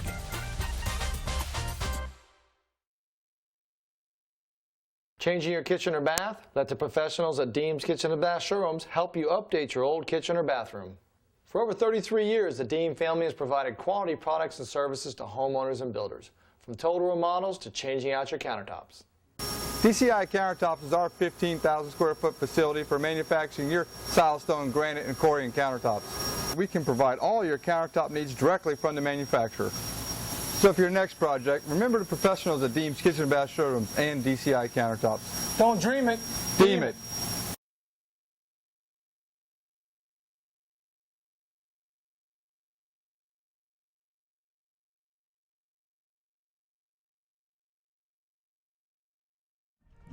And we are back. As you can see on the there's some scores that are coming in, and Citrus beating Westport 35-28. Christian River down from Springstead 21 points. Forest and Dunellen is 27-0 and 29-0 now, and it's what is Bronson? Bronson 24, Seven Rivers 6. And our score here was 42-21 as the Villages Charter School Buffaloes beat the Lecanto Panthers. Greg, it was I guess a game of quarters. The first quarter was all Villages. The second quarter was all the Lecanto, and then it came out in the half, and the Villages just took it to them in the third and the fourth quarter. Yeah, Lecanto's got a lot of stuff to work on. Like you said, the first quarter was all Villages, second quarter was Lecanto, and the whole second half, it was the Villages. But Lecanto did get a touchdown towards the end. They did. But you got to work on, there's a lot of stuff you got to work on. You got to get your guys, your offense and defensive line, to get out there and block where you can get there and make big plays. And that's what's hurting them right now, is that they don't have the blocking that they need. Yeah. And that's what they need. I agree with that. I think also is that coming off of the first, sometimes Lecanto looks like they're not ready to play right away. So when they come out in the first quarter, they started the game, they just got lambasted. Come out in the second half, they just got lambasted again. And that put them behind both times. Every single time that we've watched Lecanto, they've had to become from behind. And I think that's something that Coach Harper is going to have to dictate to. He's got to find a way to get his kids fired up where they can work together the whole game. Yeah. You can't just pick quarters and be good at that quarter or this quarter or that quarter. You got to play good the whole entire game. Yes. And that's what Lecanto's got to work on. They got the players. They got the talent. Use it. Use it on the field. Well, we've been to Lecanto 3 times, and they've lost all 3 times. So I hope Coach Harper doesn't think that we're the bad guy. But yeah, we're gonna. But hope they did win last week, though. That's a good thing. We weren't there though. Citrus Prep wasn't there. Darn it. Speaking of where we're going to be next week, we'll be at Citrus High School as Central will come in and play them. And Citrus on a roll now, 5-0. That's going to be a good game. So if you want to tune in to the Friday night, we're going to have that. This Lecanto team will take on Lake Mineola in a district contest, and Christian River will take on Nature Coast in a district contest. So 2 good games that are going to be on at the same time that we are. We'll keep you updated on those scores. But hopefully the game next week is going to be I think it's going to be a really good game, but I think Citrus is going to come on top, but I think Central's going to give them a run for the money. I think that Citrus is a good team. They got some good players on there. So for Greg Johnson, I'm Mike Dean. We're going to see you next week here on Citrus Preps live stream high school football. See you.